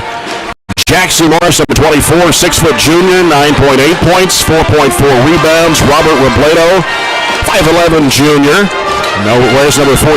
He's averaging 5.6 points a game. Tyler Turner, a 6-foot sophomore. Where's number 21? He's averaging 7.6. Tyler Turner is the younger brother to last year's leading scorer, Jordan Turner, who graduated. And the other starter is Isaac Garrett, number 12, a 6-foot senior. So they go 5'9", 6 foot, 5'11", 6 foot, 6 foot. Probably one of the smaller Allen County-Scottsville teams we've seen in a while. You got to think so. We're not a big team by any means, but we will definitely have a size advantage, and we've got to put that into action rebounding-wise and really run some isolations, match up things where we can post in the paint and really take advantage of some of those differences. Yep. Warren Cunningham, 16th year. He was presented with a ball and a trophy a little bit ago, being the all-time winningest coach in Barren County school history. 273 wins. Coming in at 3-2, 1-0 in district play. Starting 5, Tate Spillman, number 5, a 6-foot junior, averaging 14.2 points a game. Bray Bewley, 6-foot junior, 8.2 points and 5 boards. There's number 3. Number 33, Waylon Clemens, a 6-foot junior, averaging 3.8 points, 4 rebounds. Number 4, Mason Bunch, a 6'4 senior, 8.6 points, 5 rebounds a game. And Graham Hall, number 10, a 6'5 senior, 9.4 points and 4 rebounds. Of course, coming off the bench, William Compton, a 6'3 senior, who has hit 17 threes already in 5 games this year. He had 5 the other night against Warren East, scoring 16 points.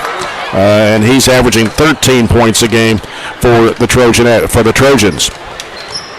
As we get set for the Farmers RECC Jackie Browning Memorial opening tip-off.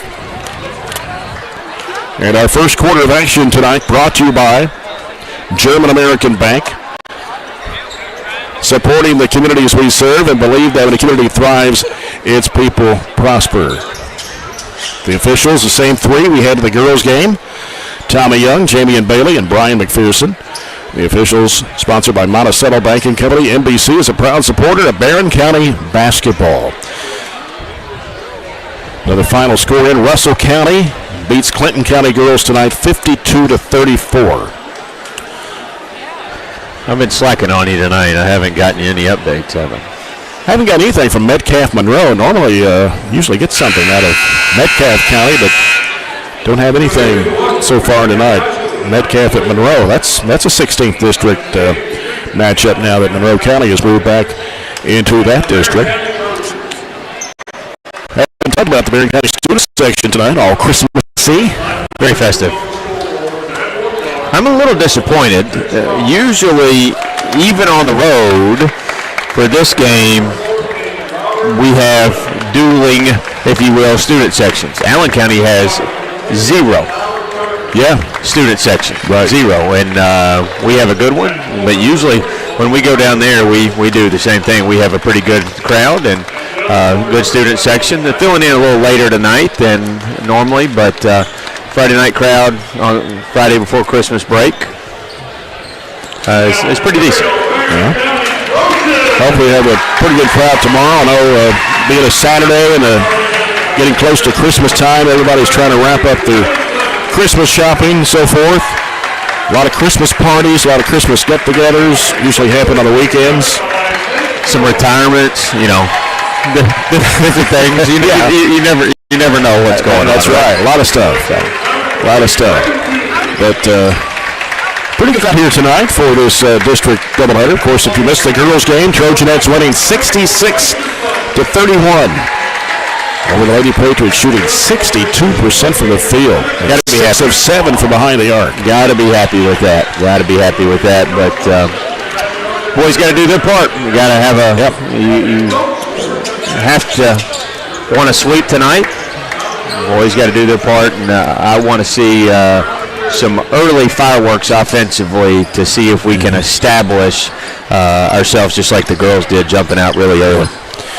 Graham Hall, the jump circle for Barren County against Isaac Garrett for Allen County-Scottsville. Trojans in white with burgundy numbers and letters. Allen County-Scottsville all blue. White numbers and letters outlined in red. Tommy Young tosses it up. Controlled by the Trojans. Moving to the right side of the radio dial. We're on BC Live tonight as well. Here's Mason Bunch, right side to Bewley. Back out to Bunch. Pass deflected right back to Bunch. Trying to go to Spillman with it now. Bewley comes out. He'll give it over to Bunch and back to Bewley again. He's guarded by Chase Ross. Drives it down in the corner. Cut off. Now needs some help. He's covered up, really putting the pressure on him. Comes back out to Bunch. Now Bunch being pressured out there by Robledo. He'll get rid of it to Tate Spillman. Down in the corner, here's Waylon Clemens. Back out to Spillman. Right wing three, yes. Got a push on the backside of it. Looks like somebody blocking out. We'll get... I didn't see that. Set number 1. It's our ball. It's our ball. If he called a foul on 1, yeah, I mean that's there's only 1 out there, and that's the Ross kid from Allen County. Yeah. So the bucket's good. Foul on 1. Our ball. He blew the whistle after the ball went through. So 2-hand shove on number 1. Well, got it straight now. All right. He takes it underneath. Yeah. Right side of the bucket. Spillman looking. Sends it out to Bunch. He'll go right side. Bewley. Down low is Hall. He'll dribble it out to the wing. Now he'll circle out with it. And hand it off to Spillman to set up. Gives it to Bunch. Straight away over to Bewley on the left side. Bewley. And a foul. Going to be on Robledo. They're being really aggressive early, and that's their shot at beating us, I think, is really them coming out, pressuring the ball, getting after it defensively. They don't score a ton of points at all, and really they're trying to disrupt what we want to do on the offensive end. They bring Ross out of the game, and he's replaced by Blaine Moore, a 6'2 senior. He didn't get both those fouls, did he? Well, I guess he did. No, Robledo had the other one. Yeah, I don't know why they took him out. I don't know. Leading score. Here's Spillman working around. Nice pass down to the Hall, trying to work it inside the paint. Misses a shot, gets his own rebound. Back up and in. That is true fight right there. They're coming at us, and he just manhandled them, got up to the rim, and that's right there taking advantage of the size that we have. Robledo with it for Allen County-Scottsville. Right side it goes to Moore. Down to the baseline is Morris. Morris with a spin move, up and under. Shot blocked by Bunch. Goes back up with it, and he's going to be fouled this time. Mason got caught on the high side, and really the only thing he could do was try to time his jumps and jump with him. And the offensive player there got him in the air, and Morris was able to back into him to draw the foul. First free throw is good for Jackson Morris. He's a 6-foot junior. Makes it 5-1 Trojans.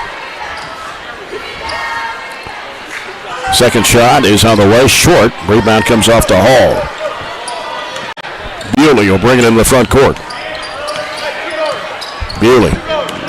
Calling a play. 1-3-1. That's kind of what it looks like. They're switching it up, giving it off to Bewley out front. High post, Hall turns, gives it over to Clemens. Spillman, left wing three. No. Just a little short. And rebound comes off to Moore. Down the left side, Turner. Cut off by Bunch. He takes it away from him. Mason Bunch. Off to Bray Bewley. Left side is Clemens. Clemens across and goes right into the Allen County-Scottsville bench. Mason was filling a hole right there, and he backed it out for some reason, and Waylon threw it where he was, not where he was at the time. Robledo, crossover move against Bewley, drives in, floats it up there, no good. And Clemens had the rebound, and somebody smacked it out of his hands. We're going to have to be strong with the basketball tonight, that's for sure. If we let them smack away from us, it's going to be turnover city. Bewley gives to Spillman. Spillman on the dribble. Now he's picked it up, needs some help. Spins, goes over to Bunch. He'll fire it up for three. It's good. Mason was camped out over there. Had all day to think about it. Timeout Allen County is their ball pressure finally backed off just a little bit so Tate could find him on the left wing, and he was ready to line it up and knock it down.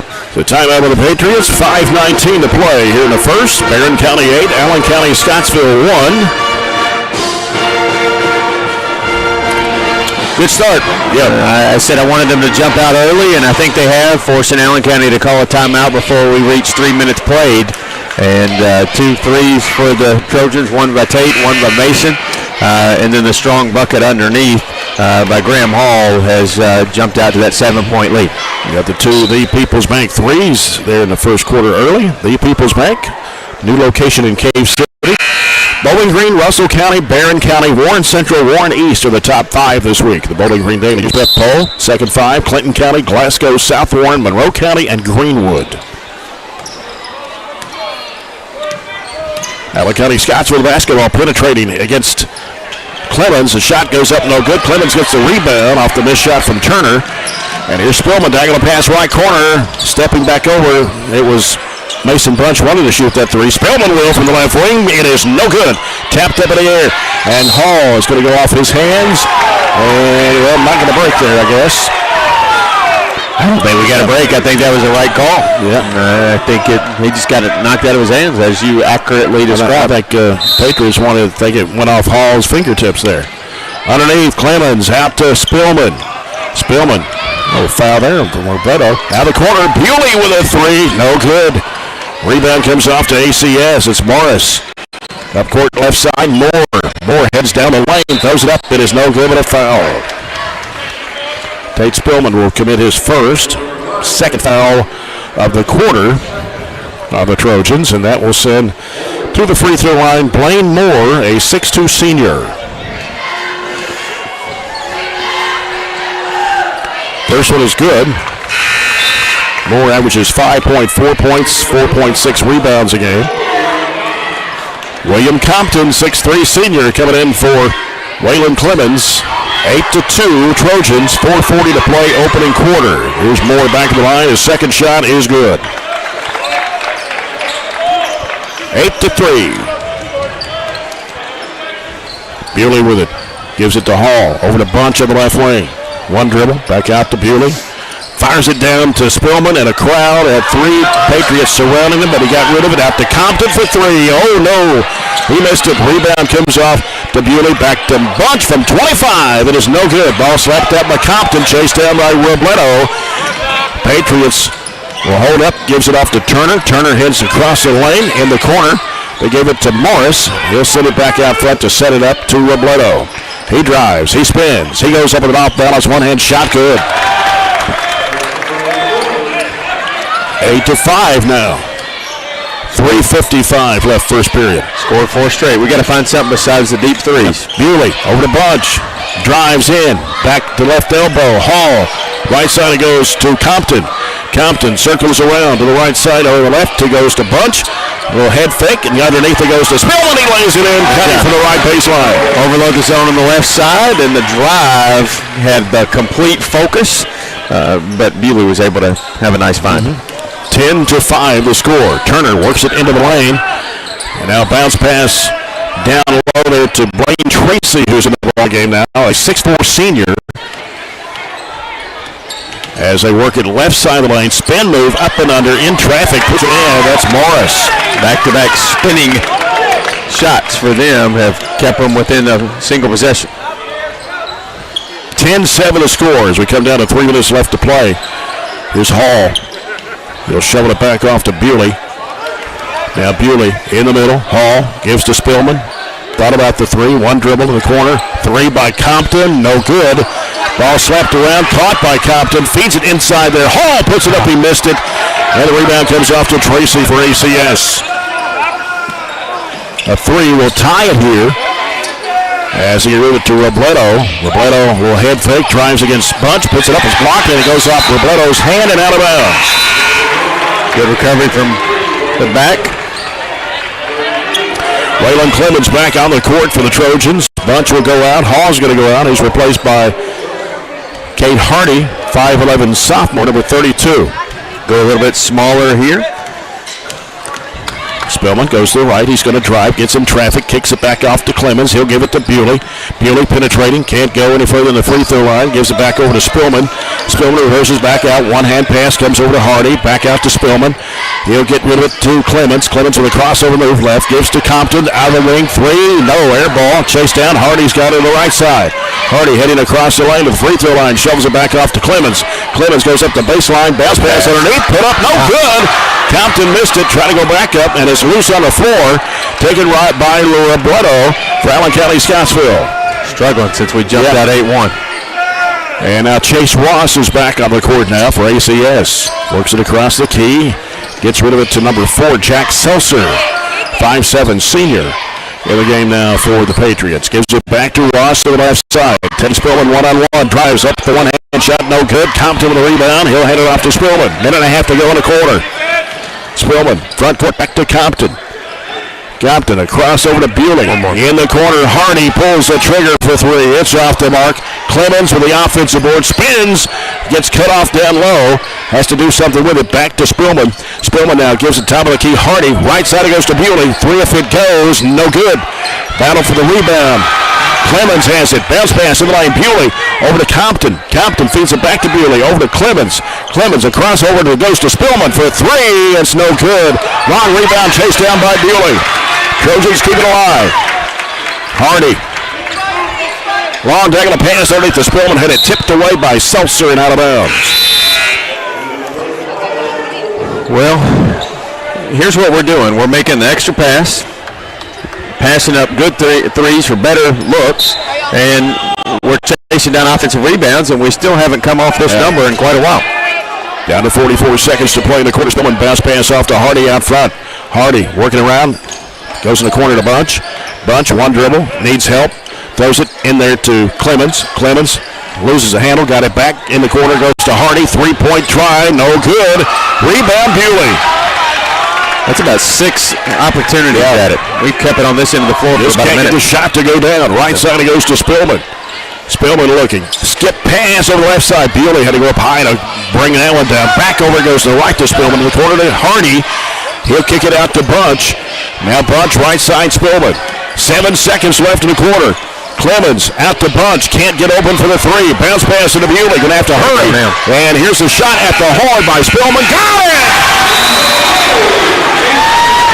Waited to the absolute last second and pulled off that 3. And that will end the quarter on a deep people's back 3-point shot by Tate Spillman. It's 13 seconds on 104 the score.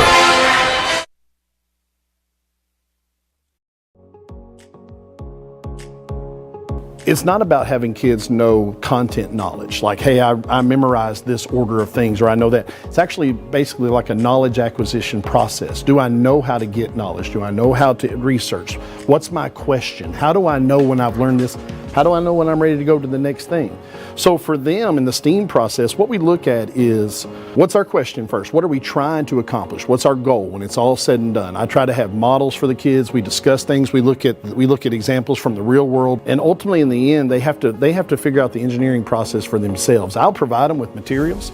I'll provide them with instruction, even some direction, but ultimately in the end, they have to build these things, and that's the kind of real world stuff they're going to have to work through. That stuff will take them far beyond what they learn here. It's all about trying things, taking risk, and then applying what you've learned in a classroom to what you do in life, and then being able to develop techniques that you can use outside these walls.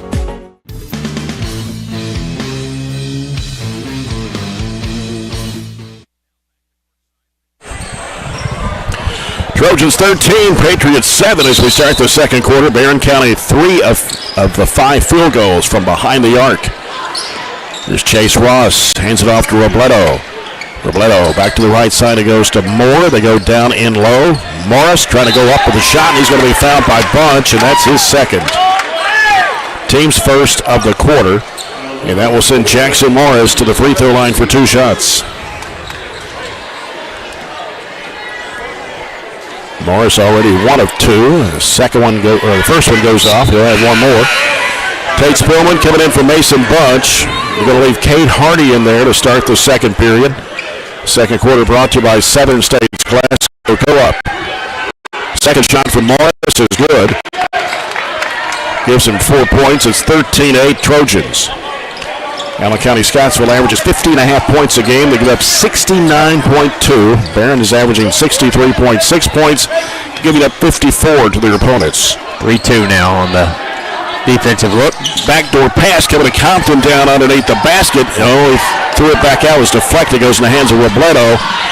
He give it off the left wing with a three-pointer in the air. That's an air ball. Underneath, Compton's got it. Gives it off to Bewley.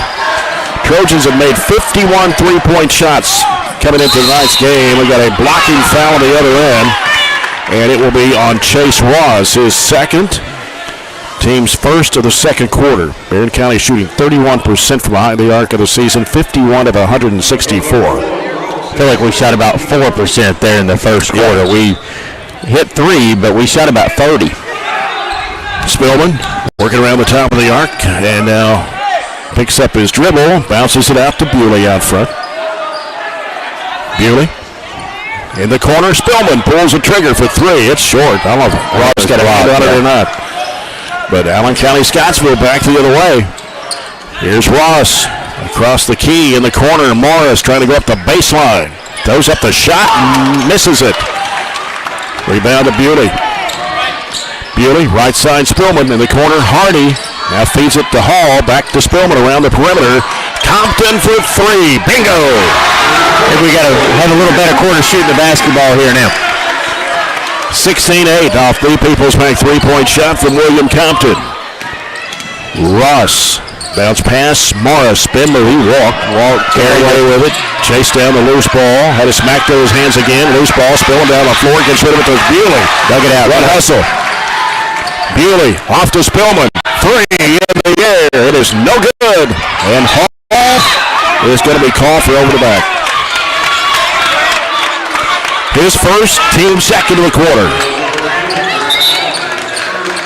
I think he'd have been okay with it if he was able to keep it up high and rip it away, but the person in front of him brought it down, which drew him over the back. Yeah.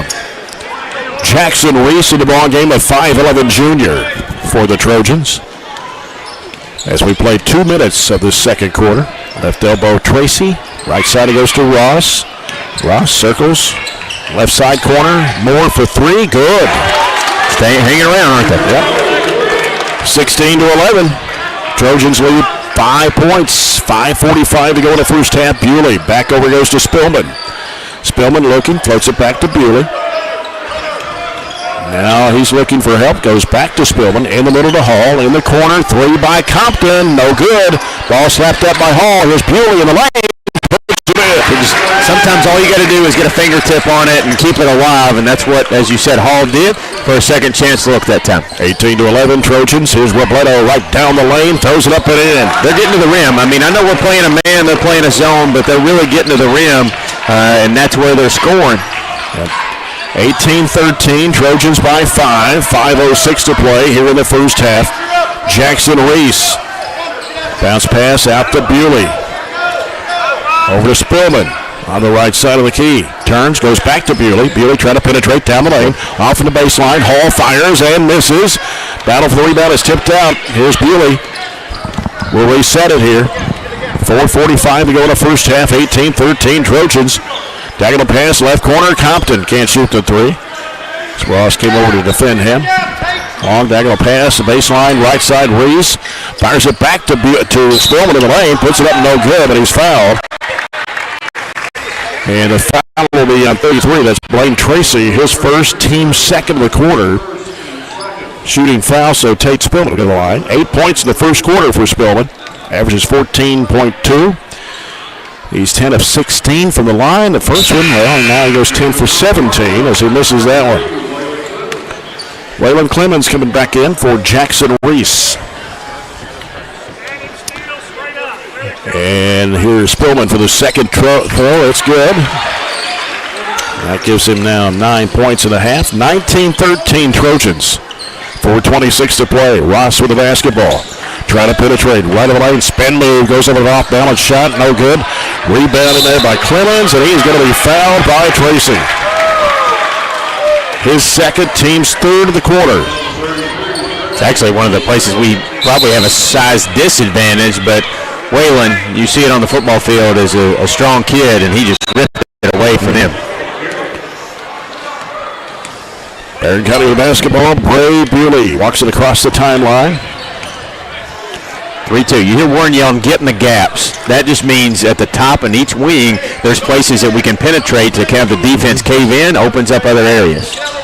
Bewley on the right side, going to launch it for three. No good off the back iron. Ross up high for the rebound for the Patriots. Pushes it down the floor. Trying to make a move. He'll put it up off the window and in. Chase Ross. Set up way too early for a charge. On the other end, bad pass, sails over the head of Spillman and out of bounds. And then throw it away. They what did I say in the pregame? All they need is just a little momentum, and we haven't shot the ball well whatsoever, and they've done just enough to keep it a two-possession game. And if they stay here to halftime, we're going to have a dogfight down the stretch. Robledo stops, left to the lane, lobs it back out to Moore. Sends it over to Morris. Morris penetrating down the left to the lane. Trying to go underneath there. Loose ball and Cash Moore down on the floor with a battle, and it's going to be Barron's basketball. Oh, we got a timeout here. Timeout, Allen. As he was down on the floor with Isaac Garrett. So timeout, 19-15. Trojans lead it. 3:31 to go in the first half. A lot of times you use timeouts to save possession, stop runs, all that, but the other team sometimes uses it to make adjustments. One of the things that we may do just for a possession or two, Allen County is not a great three-point shooting team. They shoot 23.1% from three, but they are gapping us right now. They are getting right down the middle of the lane, spinning, scoring, throwing it up. It's going in. Let's change it up and go zone, maybe just one or two possessions, and see if that kind of is able to stop this. It's not like they're having an offensive barrage here. I mean, they got a whole 15 points, but we haven't been able to get any separation on our offensive end, so change it up, throw something at them, get some turnovers, get some transition points, just have a different flow of the game, and Warren always has that 1-2-2 he can throw out there just to get traps real quickly.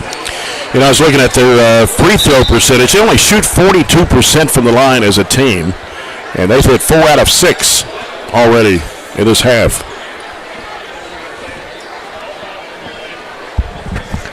ACS basketball as they get the ball into Morris, out to Robledo, back into Morris, left of the lane, turns up and under move, up and left hand, blocked him in the hole, but he got it back to him and he put it in. That's just an unlucky bounce. Went right back at him off the bottom of the backboard. And all of a sudden it's a 2-point ball game, 19-17. Bewley looking, dribbling once, goes down into the hole, breaks the basket, puts it in. Good job. Sealed his man. Great pass from the top of the key by Bray. And again, there's the size advantage. We've only really used that twice in the game. I think we've got to get it in the paint and use that a little bit more. Graham is completely capable, and you saw that right there. Yep. 21-17, 3 minutes to play in the first half. Here's Moore over to Robledo, looking at a trap. There's his own. Pass deflected, and it's Clemens. He's going to be fouled from behind by Robledo. That's number 2 on him. They got 3 players now with 2 fouls. I like what Warren did. It's not just because I just said it. It's also because it worked, right? You jump into a zone there off of that possession, and you get them to turn it over automatically. Yep. 2:53 to go in the first half. Ball comes out to Hall. He'll hand it right back to Bewley. Now he'll bring it back into the front court. Bewley gives to Clemens. Clemens looking, right in the middle. Goes to Cash Moore. He did. He trying to get Tate over here on the far edge, and he was covered up, but already had committed to kind of moving forward. We'll bring it up. 2:38 to play, first half. Give it to Turner. Back over Robledo. Drives. He walked, but got away with it. I think they walk every time. I think they do too. Morris walks when he catches it almost every time in the paint. Robledo. Spin move. Free throw line. Looks for help. Left side Turner. He circles out with it against Bewley. Now heads right side with it. Bounce pass. Going up the baseline. Moore in trouble in the corner. Morris fires a 3. It is no good. Rebound comes off to Hall. He'll give it off to Spillman. Spillman, crossover move. Now reverses it back out. He'll give it to Clemens. Clemens, jump pass back to Spillman. Can't shoot the 3. Penetrates down the lane. His runner. Good. Get in the lane. Continue to dribble it until they stop you. Or just let them shoot a floater from about 6 feet. Yep. 23-17. It's back up to 6. Minute 46 to play in the first half. Robledo in the middle. Morris works inside, puts it up and in. 8 points for Morris. It's 23-19 with a minute 35 to go in the half.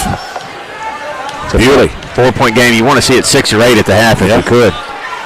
Clemens, right elbow in the corner. Spillman fires it up for 3. Got it. That'll help get us there. 3 threes for Tate Spillman here in this half. Barren County with 5. The Peoples make 3-point shots. 26-19. Turner into the front court. Left side, Robledo fakes, drives in the lane. His shot goes up, banked it in. Oh, they're going to count it at a block? Graham wasn't fully committed to that charge. If he would have stepped up, taken it in the middle of the chest, and sold it, that's a charge all day long. But because it was an in-betweener and he wasn't committed to it, he didn't have to call any foul at all, but he decided to call a block and an N1 there at the backside of it. Carson Wimpy, 5'11 junior, checks into the Allen County-Scottsville lineup. Kate Hardy, William Compton both return for the Trojans for Cashmore and Graham Hall. Of course, Mason Bunch on the bench with 2 fouls. Now Hall joins him on the bench with 2. And Robledo at the line, an old-fashioned 3-point play, and he missed it. Rebound comes off to Spillman. 26-21, Trojans down to 1 minute to play here in the first half. Looping pass left corner to Compton. They go into Clemens and back out to Bewley with 54 seconds to play. Back over comes to Spillman. Spillman trying to penetrate, right of the lane, can't go. Here's Bewley, left elbow, his jumper good. That's why Warren's emphasis at halftime is going to be drive the basketball. You drive, defense collapse, kick it. He drives it, wide open 15-footer. 28-21, Barren County. Robledo guarded by Kate Hardy out front. Robledo still on the dribble.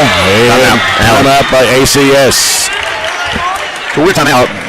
28.2. Yeah, I don't really understand that, but I think what he is thinking maybe is that's just that important of a possession right here to get a score, to cut it. It's 7-point right now, so he cut it to 4 or 5. And if that margin is there, I think that really is a big mental difference, 4 or 5, than it is 7, maybe even 10 if we're able to get another bucket before the half. That's a huge difference. Yep. The Trojans have Kate Hardy, Bray Bewley, Waylon Clemens, Tate Spillman, and William Compton in the court. 28.2 to play. Barren County with a 7-point lead. And the weird part about that timeout is, too, he's already called 2 before that, so that's their 3rd timeout he's called in this half. You want to carry more of them over, I would think, than just 2. Mm-hmm. And Jack Seltzer back on the court for Allen County-Scottsville. We'll throw it into play to Turner. Now Turner gets rid of it to Morris on the left side.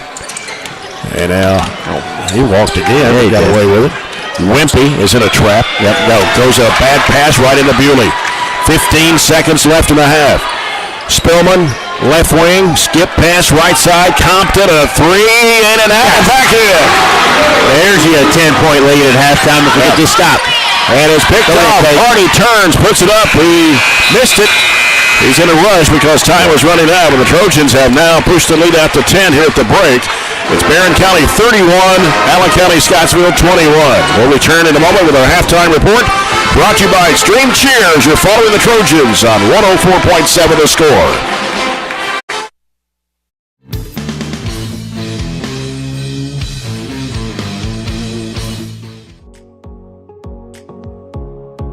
I really like the hands-on aspect because I have several students, particularly this year, being that we do have such large gaps from our COVID time, that are having some trouble with reading. They struggle to do that. So when we do the hands-on and they're able to see the models and to watch me do it and do it, that is taken completely out of the equation, and it gives them the confidence to really shine and do all these smaller tasks.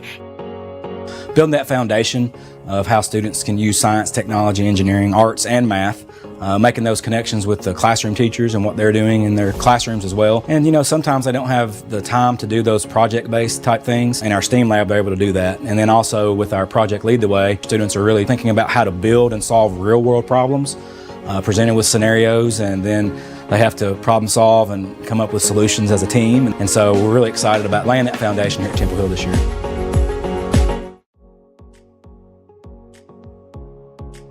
So this class is responsible for growing produce and flowers, hanging baskets, and different vegetables in our school greenhouse that we sell to the public. We also use the produce that's left over after our annual plant sale to grow here in our raised garden beds, and then we harvest that produce throughout the summer. And then all of that produce gets donated to the Barren County Reads and Feeds program here that we do within our school district. I have been taking ag class since my 8th grade year.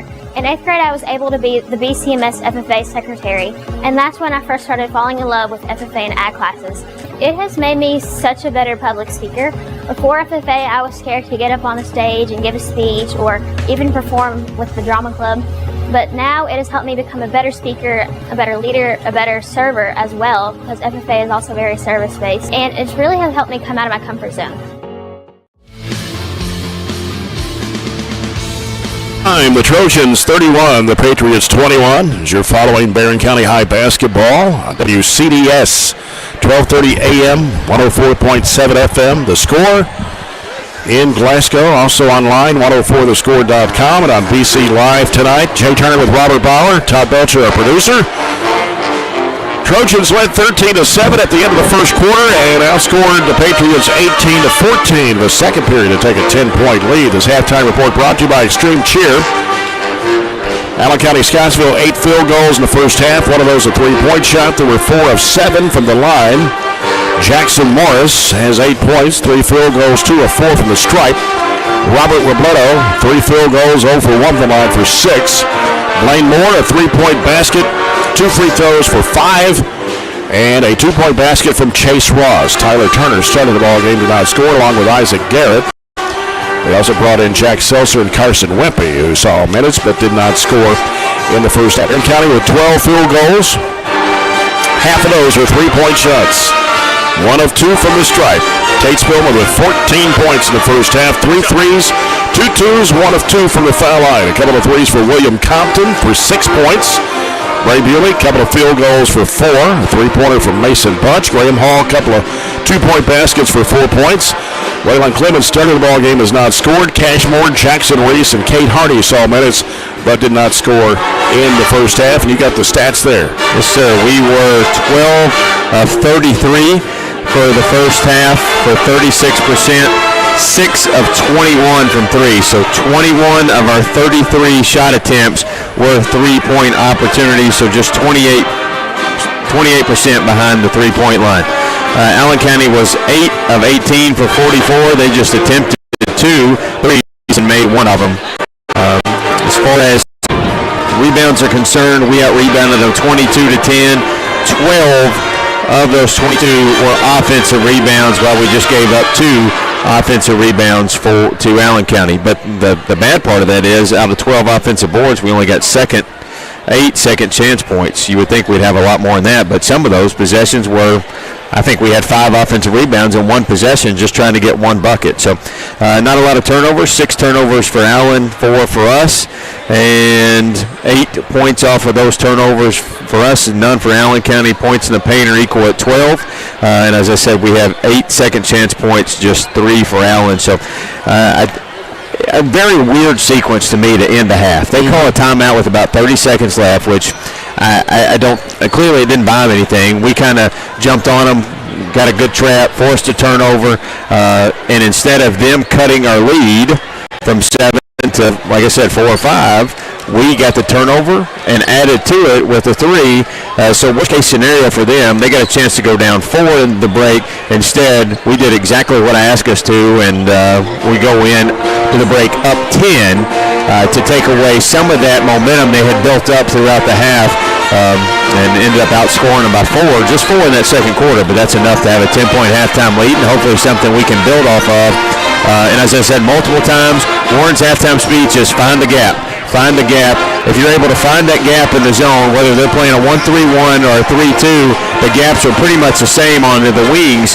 And if you're able to gap that defense, it causes everything to collapse, and there's always going to be somebody open, whether that's a kick for a better 3 or a kick for a wide-open jump shot or even a layup. All right.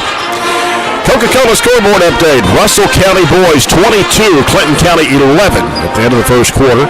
There's Russell County surprisingly number 2 in the region this week in the Bowling Green Daily News prep poll. It would be something to see. I know it changes, but very clearly Warren Central and Bowling Green have been 1-2 in that poll for almost as long as that poll has existed. I know, we've been up there in the top couple at some points, so there's been some others, but for the most part, those two teams have dominated the poll. So it'll be interesting to see how Warren Central kind of progresses throughout the year, and if somebody can keep them out of the 2 spot, or even if somebody can knock Bowling Green out of the 1 spot. We'll see them tomorrow night after our game. They're clearly pretty good. They've got a lot of pieces, and they're just integrating their football players back in after winning that state championship and getting them in the gym just a couple of weeks ago. We will return with the Farmers RCC Jackie Browning's second half.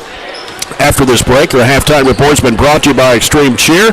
It's the Trojans 31 and the Patriots 21 as you're following Barren County High basketball, brought to you by Don Franklin Glasgow on 104 The Score.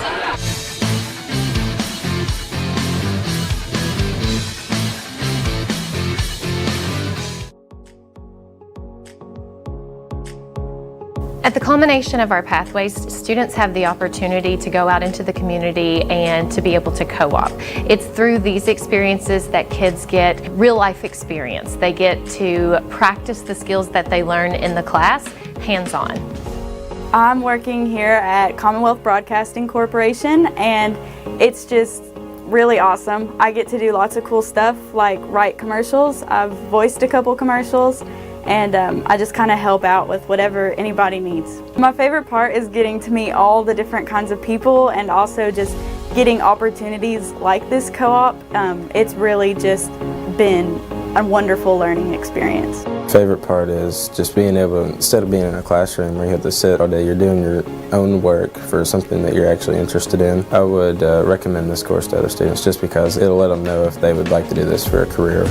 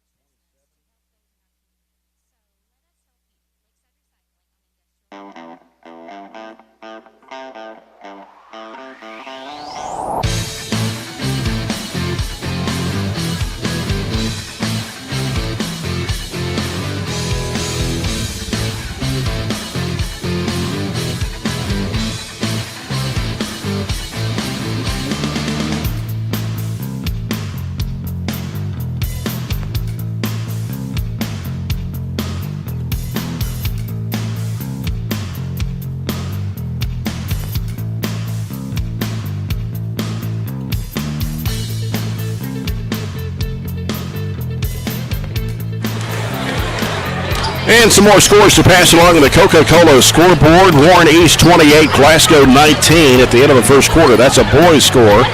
Also in the boys game, halftime Logan County 41, Cumberland County 39. And a girls score, that was a final, Robert, right? Bowling Green and Clarksville Rossview. Yes, that girls score was a final. 46-27. And I think that's, of course, Warren East girls beat Glasgow tonight 54-43.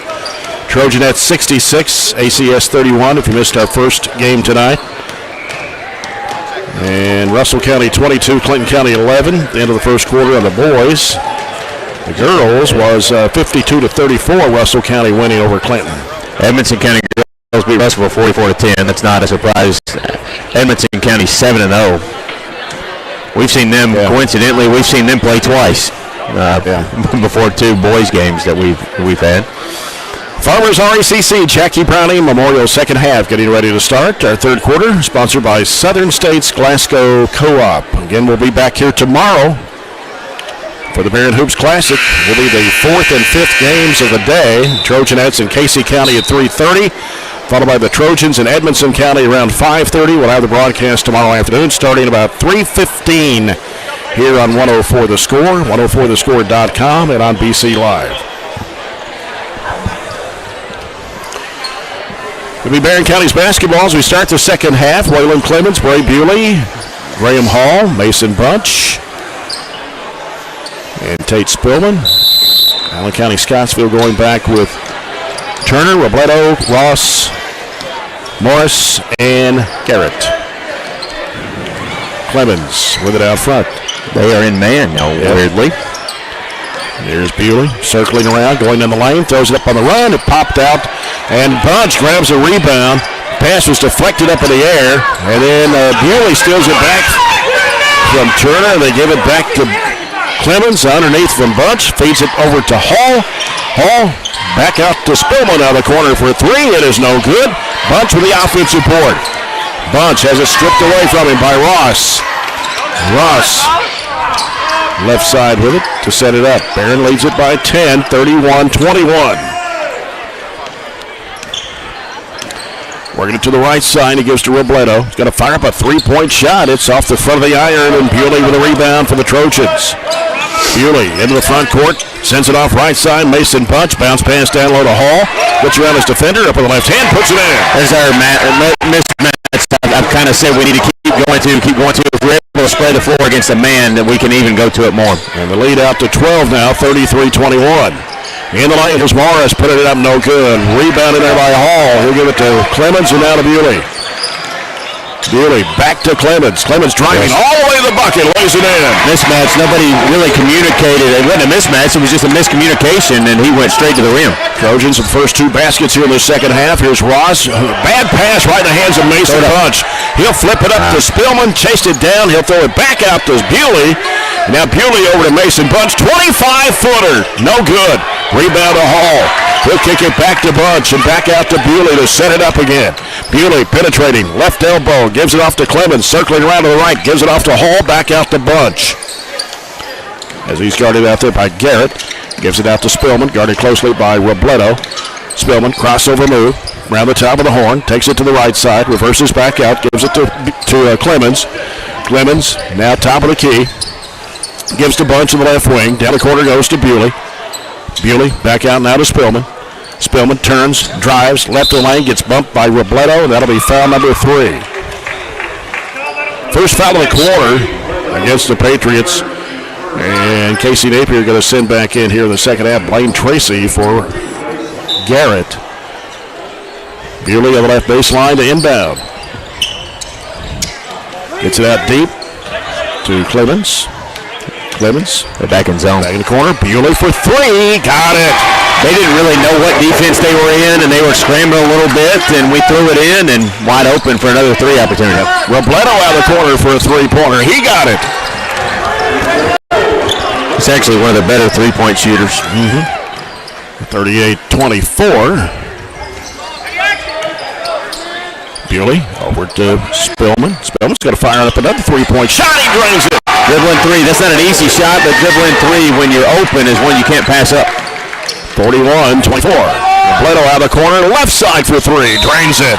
Matching threes. You got to push underneath. I think they'll call that on 33. Tracy, who just checked in, so it'll be our ball. And that will be 3 fouls on Blaine Tracy. Second of the quarter against Allen County-Scottsville. Clemens going to check out. William Compton back on the court for Barren County. 3 minutes gone here in the third. It's 41-27 Trojans. They're in 1-3-1, and they're going to try to trap out of it a little bit, I think.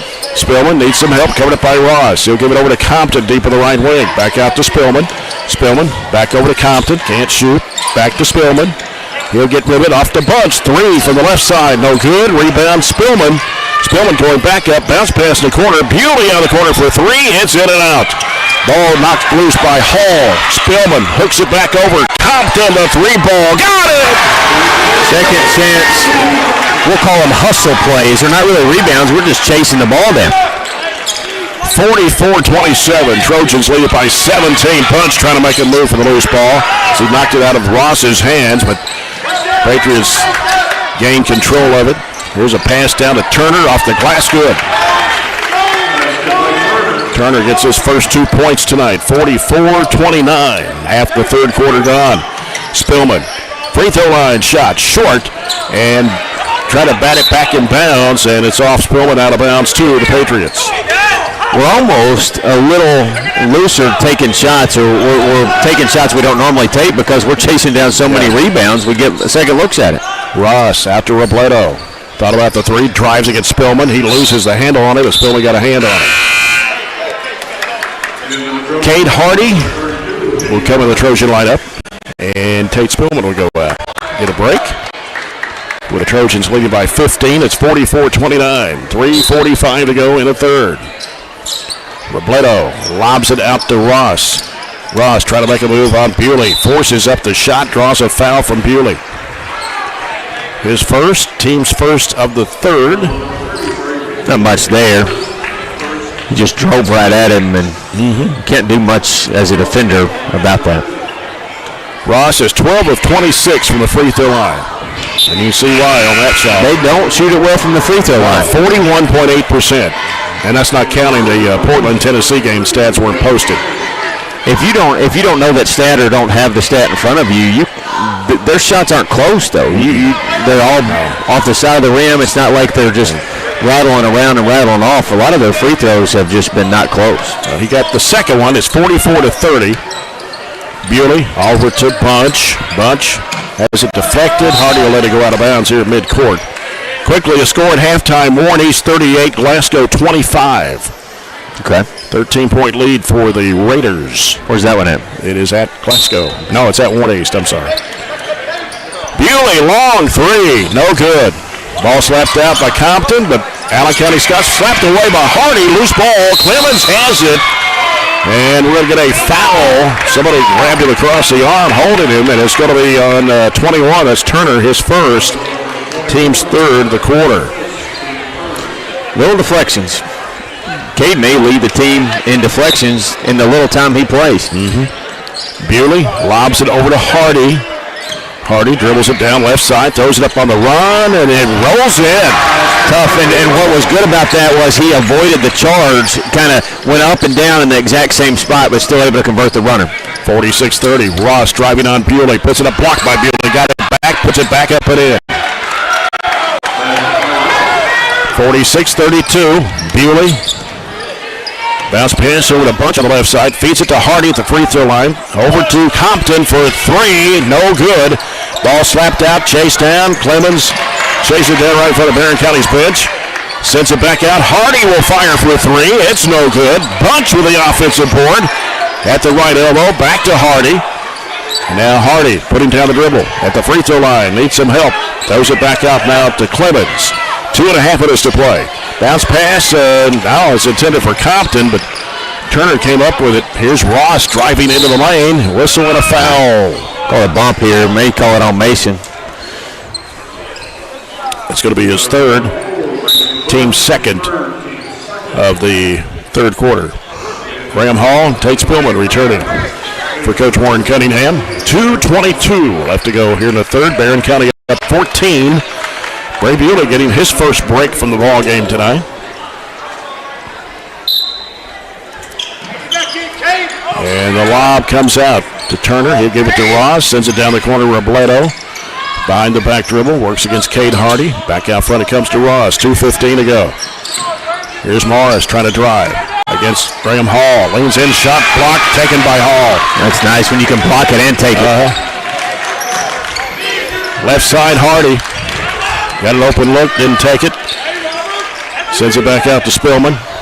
And a bad pass. I don't know what was going on there. I think he was trying to throw it to Graham, but didn't expect Graham to run all the way up the lane. So a minute 55 left. Barren up 46-32. Yeah, up 14. You don't have to be in a tremendous hurry or make spectacular plays at it. Turner for three. No good. Compton with the rebound. Off to Clemens. Clemens, nice pass intended for Hall, is deflected by Ross and out of bounds, trying to thread the needle there. Just got a fingertip on it. Yeah, that would have been a great assist. Barren will keep it underneath. Compton. And has to send it down to the backcourt to Clemens. Over goes to Hardy. Hardy driving in, free throw line, jump shot, rim's good. He's used that rim as his friend tonight. Second field goal for Cade Hardy. It's 48-32. Down to minute 27 to play in the third. Robledo stepping back against Hardy. Wanted to shoot that three. He'll give it over now to Moore. Moore dribbling across the lane. Fires it off in the right corner to Ross. He goes up the baseline against Spillman, and he stepped on the in line.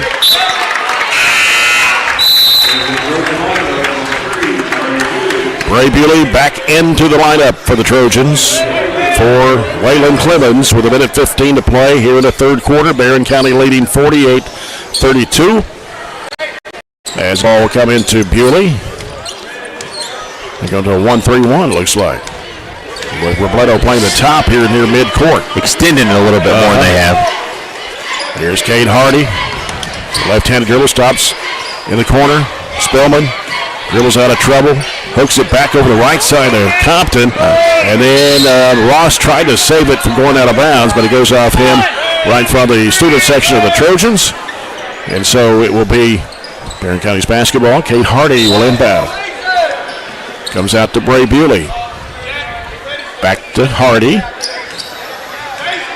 Hardy driving, top of the key, gets cut off. And whistle, what we got? Foul on Morris. Yeah, just a bump.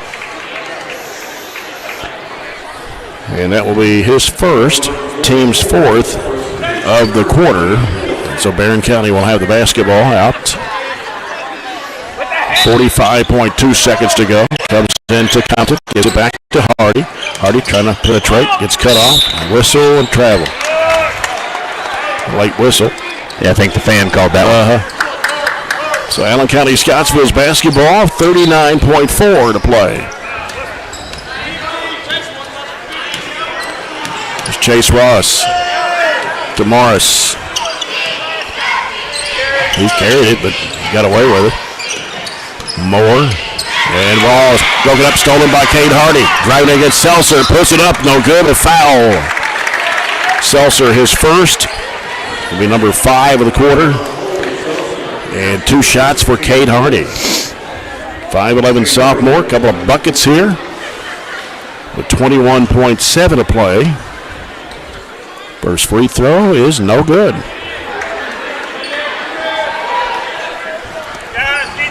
We'll have one more.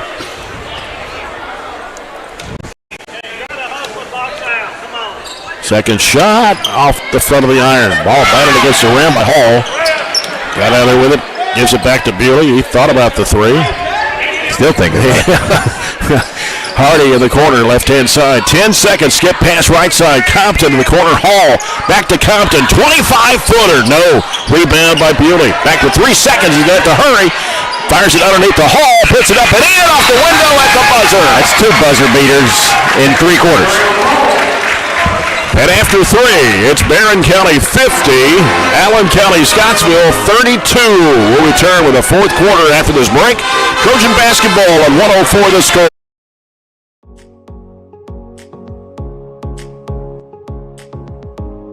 What I really like about with Project Lead the Way and with the STEAM content that I get to teach is it makes those real world connections. It's allowing kids to put their brain in action. It's not that, we're not at that time in the game where we're sitting and getting and taking notes and content. It's taking that content and applying it to real world selections. And that's what Project Lead the Way is allowing us to do and create those opportunities. Those students that you have in the classroom that may struggle with that reading and math are thriving with this content because they're able to put solutions to problems and fix things that they wouldn't necessarily get in a normal math or reading classroom. Just being able to figure out what didn't work and how to make it work and how to work through that process just in itself for you as a person is important, but also it builds those skills that are going to be necessary for each grade that follows us.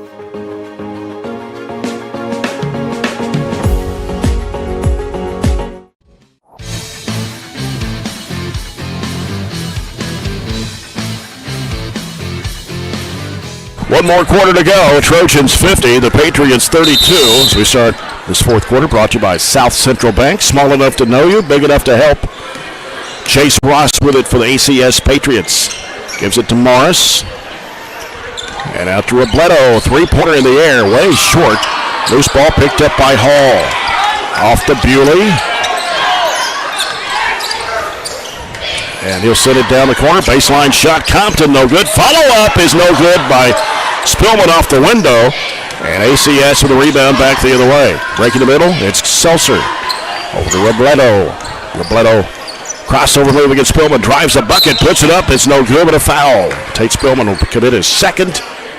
Team's first of the 4th quarter. And here's a couple of scores. Halftime, Russell County 38, Clinton County 31. And Greene County boys defeat Caverna by 11 points tonight. Free throw is good by Robledo for point number 13. 50-33. Second shot's good. 50-34. Barren County with 7:20 to play here in this basketball game. Bray Bealey goes to Hall. Out top, Bunch. Back left side, Compton. Compton circles around. He'll give it out to Hall. Now to Bewley on the left side. Bewley got Bunch posted up in there, wanting the ball. Can't get it to him. Now Spillman gets bumped out there by Robledo, but no call. That's what Warren coming in. Looked at Jamie and Bailey, said, wasn't that a bump? Here's Bewley. Lob down low. Bunch inside and gets away. And a turnover by Barren. Robledo. The crossover move broken up by Compton. Right back in the hands of Robledo. He puts it up, no good, but a foul. Bunch, his fourth, team second of the fourth quarter. And that will send Robledo to the free throw line for 2 shots. He was just there, made a pair just a minute ago. This shot goes up good. Line drive shots, got a lot of spin on it. Makes it 50-35. Willen Clemens comes in. Mason Bunch with 4 fouls. And Robledo back at the free throw line for one more. On the way, got it. He's 4 for 4 after missing one back in the second quarter. 50-36. Trojans, 6:35 to go. Bewley, left side, reversing back right. Backdoor pass. Here's Spillman. Puts it up in the air. Good play call. 19 for Tate Spillman. Assist by Bray Bewley. 52-36 Trojans. Robledo left of the lane. Gets cut off. Fadeaway jump shot. Comes up short. Picked up by Clemens. He'll hand it off to Bewley. Bewley down the middle, top of the key, reversing back to the right. Looking back left, gives it out to Clemens.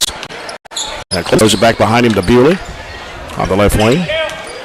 Bewley, crossover move, heads to the basket, puts it up. It's not going to count. The bump was just maybe a half step before he let it go. Foul on Seltzer, his second, team's first of the fourth quarter. Barren County's basketball underneath to the left. In the corner, Spillman turns and fires and hits it from 17. Long 2. We shot the ball a lot better, seems like this half. The percentages might not, but we still increased the score. Fadeaway jump shot, no good for more. Rebound to Hall. Trojans have it coming the other way. Here's Bray Bewley into the front court with it. 54-36 Trojans. Bewley with a spin move in the lane, turns back right, gives it off to Spillman. Spillman around the free throw line area, gives it back to Bewley. He's going to drive, goes underneath, goes through the hands of Hall, taken by Robledo for ACS. Drives it right, collides with Spillman, offensive foul. Took one right in the chin. Right in the chin, too. Full timeout out. He's going to have to come out. Robledo with his 4th personal foul. Yeah, probably a little cut on the lip there. Yeah. Second foul of the quarter for the Patriots. Timeout with 5:17 to play. It's Barren County 54, Allen County-Scottsville 36. Again tomorrow, busy day here at Bobby Steenbergen Court for the Barren Hoops Classic, starting 11 o'clock tomorrow morning. Tate Spillman's gone to the, have Dwayne Miller check him out over there. He's all right. He just needs to get cleaned up a little bit, get that bleeding to stop. Greenwood and Somerset Christian, 11 o'clock tomorrow. Clinton County Todd Central at 12:30. Then Russell County and Louisville Pleasure Ridge Park at 2. Trojanettes will take to the court against Casey County at 3:30. And then the Trojans right after that against Edmonson County. Final game, Bowling Green and Fairdale out of Louisville. Our broadcast coverage, 3:15 tomorrow here on 104 The Score, 104thescore.com, and BC Live. Barren County's basketball bunch had to go chase it down before the referee started counting. As we've got William Compton in the court right now. Bray Bewley, Trying to penetrate right of the lane. Baseline, he gets cut off by Seltzer. Back out to Bunch in between the circles. Back right side, it goes to Bewley. Bewley with a spin move in the lane, up and under. His jump shot won't go. A little pump fake there, and here come the Patriots back the other way with 4:50 to go. Robledo over to Moore. Moore sends it left side to Ross. Ross curls around into the lane. Jump shot in the lane. Banks in. Ross with his 7th point. Averages almost 12. And it's 54-38 Barren. 4.5 minutes still to play. Bewley, left side. Giving it out to Hall. Now Hall looking back for Bewley. Dribbles to the right. Sends it over to Mason Bunch. Bunch now looking. He's picked up his dribble. Goes to Hall, deep on the right side. Hall back out front to Compton. Now Compton, right side, Clemens. Couple of dribbles. Back out to Bunch. Swings it left side over to Bewley. Bewley into Hall, left in lane at the left elbow. Spinning. Kicks it back out to Bunch. 3-ball in the air. No good. Rebound Robledo for ACS. Ahead up to Ross on the right side. Drives in against Bewley. An offensive foul. And Ross will pick up his 3rd. Team's 3rd of the quarter. Allen County-Scottsville coach and fans not liking the call. And here's Bewley. Works it across the timeline. Against Seltzer. He'll give it out to Clemens. Back to Bewley on the left. 3:40 to go. Now Bewley wants to drive against Ross. Throws up the lane. Got it. Feel like we have kind of been a little stagnant here lately, but that bucket gets us back going and just hopefully a little bit as it's back to 18. Ross, top of the key.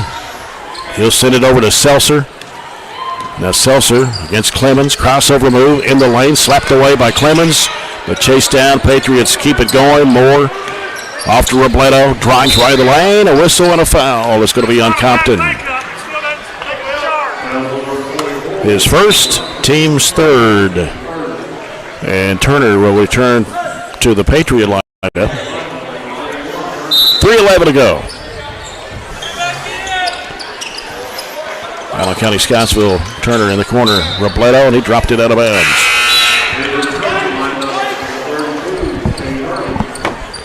.306 as Kate Hardy comes back into the Trojan lineup.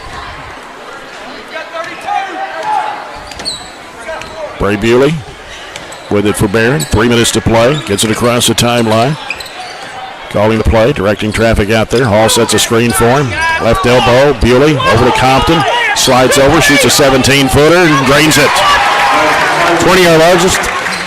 Yes. 11 points for William Compton. His first 2-pointer tonight. Turnaround shot goes no good. And picked up in there by Bunch. He gets trapped at a foul. Somebody reached in, tried to tie it up on him. And it will be charged to Turner, his 2nd. That'll be the 4th team foul of the Patriots in this quarter with 2:34 to play.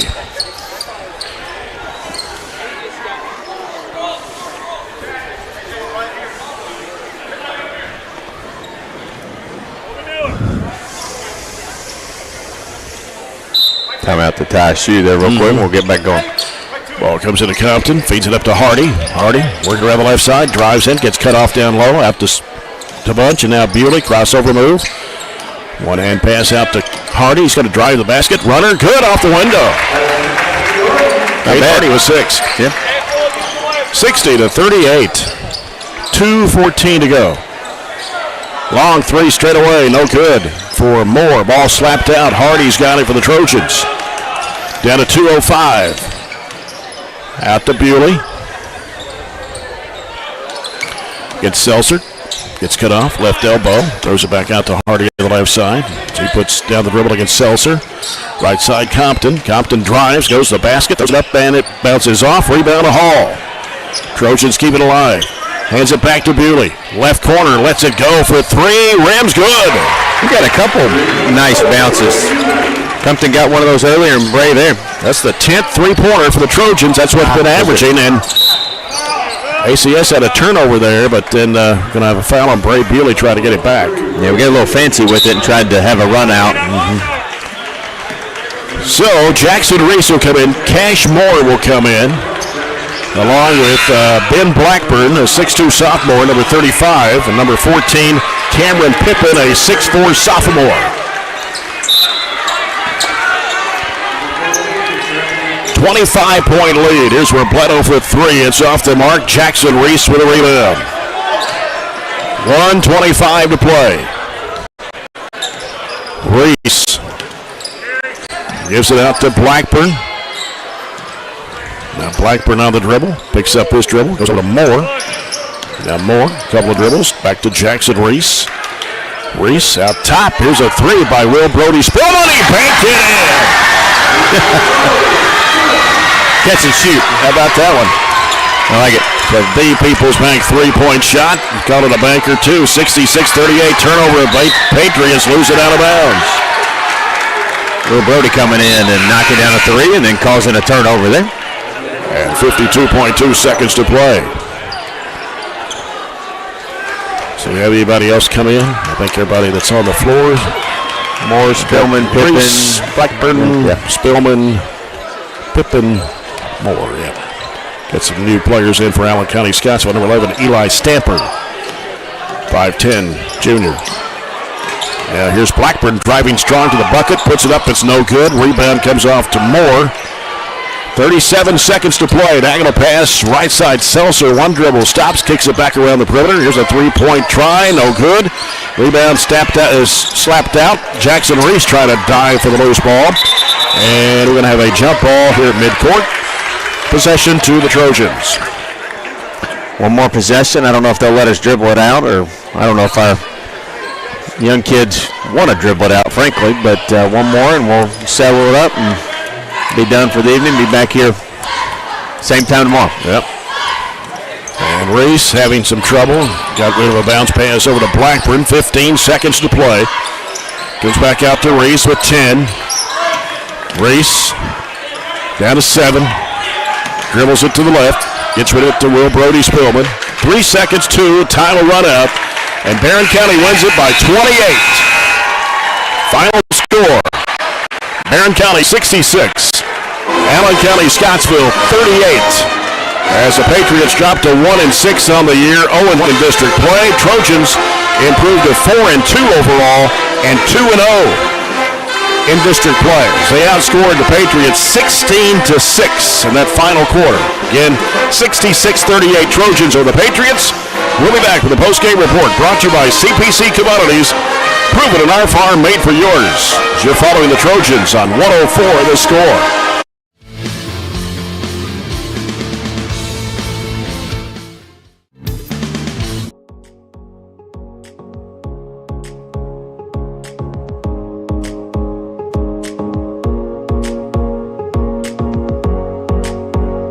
We start working all the way from kindergarten, and they start doing, if it's building the three little pigs houses and they have to build something and test it and all of these sorts of things, they start that kind of problem solving skills really young.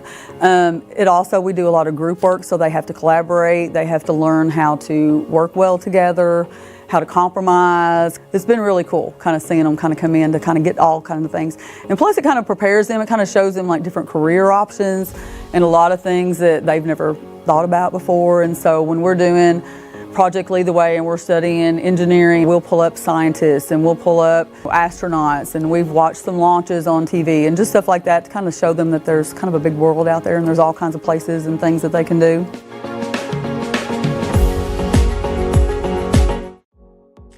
Medical Detectives is part of the Project Lead the Way curriculum, a feeder to the biomed program at the high school. One of the things that I really enjoy about this class is that it does expose the students to a number of different medical careers and give them ideas that there are numerous potential career opportunities for somebody in the medical field. I would definitely recommend the class for someone who has interest in medical sciences, and you'll learn a lot about the brain, vital signs, and just all around a lot about science. Classes that we're offering here with Project Lead the Way, it allows them to have those real world problems where they're able to connect with each other, connect across soft skills that they're able to develop and work through those problems together. And so Within our school, within our district, we provide lots of different opportunities for students to learn, to grow, and so that's what our goal here is at Barren County Middle School, is to empower students through our learning opportunities.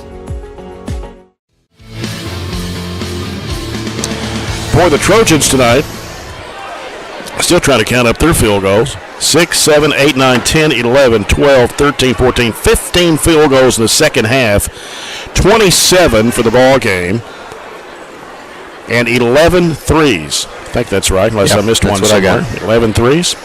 And from the free throw line, we were only 1 of 3 from the stripe tonight from the line. And Tate Spillman leading the way with 21 points for the Trojans tonight. He had 14 in the first half, 7 in the second half, finishing with 8 field goals. 4 of those were three-point shots, and he was 1 of 2 from the charity stripe. 12 points for Bray Bewley tonight.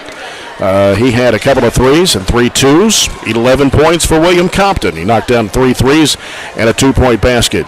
8 points for Graham Hall. 2 for Waylon Clemens. Mason Bunch hit a 3 back in the first quarter.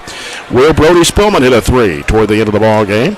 And Kate Hardy scores 6 tonight for Coach Warren Cunningham. So 11 threes, which is kind of the average per game. It would be 10 or 11, per game for Barren County. So that puts their total at 62 three-point shots made in the first 6 ball games. For the game, we were 27 of 65. I said we shot a lot better in the second half. I felt like we shot a lot better in the second half, and we did. For the game, we were 41%, and for the second half, we were close to 50%. So much better performance there in the second half. So 27 of 65 for the game. 65 shots, that's just a ton. 11 of 35 for threes. Held Allen County to 13 of 36 shooting. Forced them into 14 turnovers. We had 9, and we out-rebounded them. Here's a stat for you. We out-rebounded them 40-20. We had more offensive rebounds than they had total rebounds. 23 offensive rebounds for us tonight out of our 44 rebounds. 19 points off of their 14 turnovers. Points in the paint were pretty much even, and we scored 19-5. We outscored them 19-5 in second chance points, and good win there for Warren. There you go. And Warren with his 274th win here tonight over the Patriots. Coach, congratulations to you for being the all-time winningest coach. We're going to keep these wins going. We'll just keep them going, just keep them going. Yeah, it was, I appreciate it. It's not about me, and I've been very fortunate and very blessed to sit in that seat for quite a while, and I've had great support. We've had a lot of really, really good players. We've had a lot of really good role players. We've had guys that haven't played a lot that have been great teammates, and I've had a lot of really good coaches. And Matt's been with me the whole way, and Jared and Lee and Austin, they're here tonight. Several guys that have helped a lot, and I've just been I've been really fortunate and lucky to be in that seat, and I'm thankful that I've had an opportunity to do that. And I told our guys in the locker room the other night, Coach Riley was in there, and I said, the things that we do come from a lot of different places, but the way that we do things come from Steve Riley, 100%. Our culture, it's a big buzzword in sports these days, but the way that we do things, the way we go about our business, and the way we handle ourselves, 100% came from Steve Riley. And I learned, a great deal working with him for 7 years, and we had a lot of fun, won a lot of games, and it helped prepare me for this opportunity. So I'm very, very appreciative. But tonight was about our team. Tonight was about this game, and I thought our guys, we weren't as sharp offensively maybe as we have been. I thought we got good shots. We didn't make very many of them, but man, we rebounded the heck out of it. We just kept going and getting them and getting other shots and other shots and other shots, and we made enough along the way there. I think there was one sequence there. We had 7 or 8 offensive rebounds. Yeah, in the first half it seemed like we just couldn't. And I don't know if we finished it with a make or not, but we got a lot of really good looks. And I told them at halftime, if we keep getting those looks, we're going to be fine when it all said and done, and because we're gonna make enough of those, because we got enough good shooters that they're going to finish those shots. And I thought Graham was big on the inside. Some of them he didn't get, but he tipped. And so I was, it was a little bit of everybody going and getting those things, but it seemed like he was getting his hands on a lot of them. And 3-pointers falling for you, 11 of them again tonight, out of 5 different players. Yeah, and I mean that's kind of, we got a lot of different guys that can shoot it, and even another guy or two maybe that didn't make one tonight, but we got several different guys that can shoot it, and our guys are so good about making the extra pass, making one more pass to an open guy. There's several times there you're sort of open, and our guys make one more to a wide open guy, and more times than not those go in.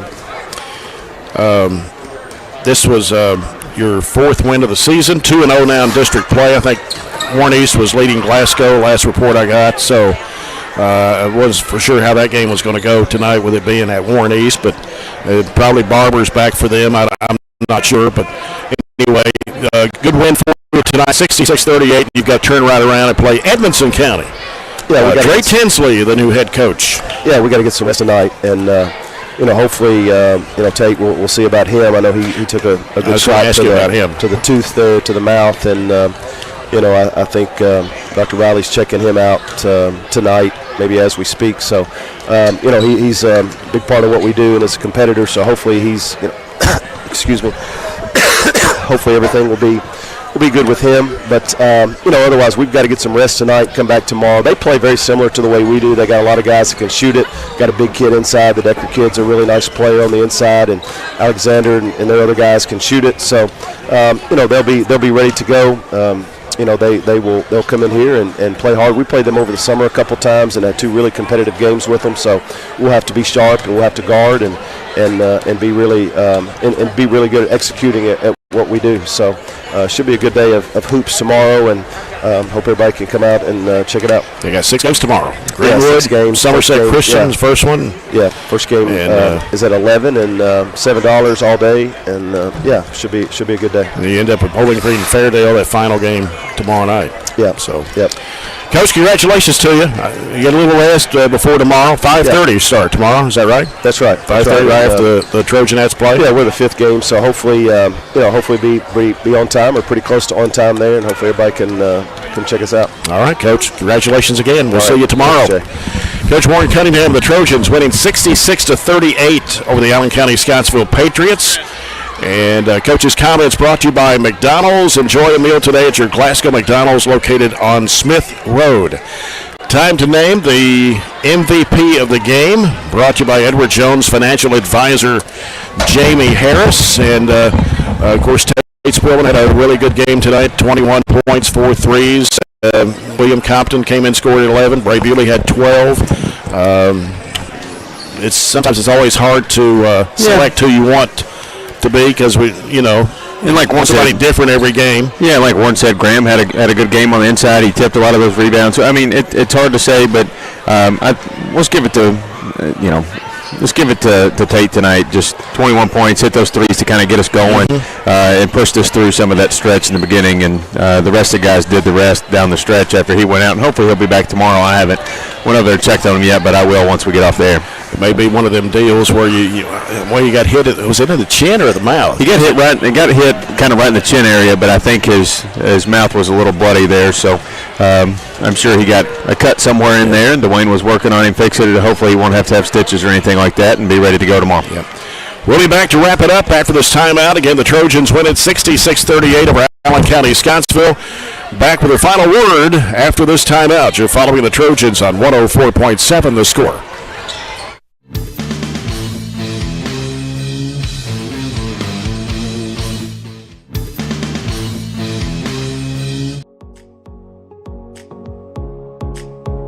I'm super proud of what we've been able to build in the last few years in our program. Our goal has always been to set students up for success. But what this does is, I think it is a game changer, because it creates that next step of connections for students to what we're doing in the curriculum, and allows them to really see hands-on what nobody else gets to see. I've absolutely loved the past 4 years being in biomed. I have got so many wonderful opportunities, and it has prepared me so much for my future. I really feel like our rigorous curriculum really prepares them for med school, physical therapy school, pretty much any graduate medical degree. Our table is a great asset. It's really just a really good supplement to help their learning. Barren County High School is very fortunate to offer multiple career pathways. The biomedical pathway is just one of those, but our focus is always to have students hands-on experience that prepare them directly for the career that they're going to have when they graduate.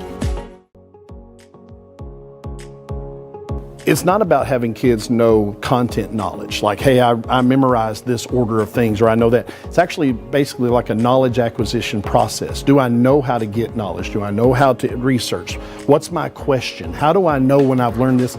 How do I know when I'm ready to go to the next thing? So for them in the STEAM process, what we look at is, what's our question first? What are we trying to accomplish? What's our goal when it's all said and done? I try to have models for the kids. We discuss things. We look at examples from the real world, and ultimately in the end, they have to figure out the engineering process for themselves. I'll provide them with materials. I'll provide them with instruction, even some direction, but ultimately in the end, they have to build these things, and that's the kind of real world stuff they're going to have to work through. That stuff will take them far beyond what they learn here. It's all about trying things, taking risk, and then applying what you've learned in a classroom to what you do in life, and then being able to develop techniques that you can use outside these walls. Back here at Trojan Gym at Bobby Steenbergen Court. Again, our final scores again tonight of the girls' game. The Trojanettes winning 66-31. And in the second game tonight, the Trojans win 66-38 over the Patriots. Again, we'll be back here tomorrow afternoon for the Barren Hoops Classic. All starts at 11 o'clock tomorrow morning. Greenwood takes on Somerset Christian. That'll be followed by Clinton County and Town County Central, Russell County and Louisville Pleasure Ridge Park. Trojanettes at 3:30 tomorrow against Casey County. We'll start our broadcast at 3:15. And then after that, the Trojans take on Edmonson County. We'll have that broadcast as well. And then the final game is Bowling Green against Louisville Fairdale. Thanks to Robert Bauer here courtside, Todd Belcher, our studio producer. And until tomorrow afternoon, I'm Jay Turner. Thanks for being with us. And so long, everybody, from Bobby Steenbergen Court at Barren County High School Gym.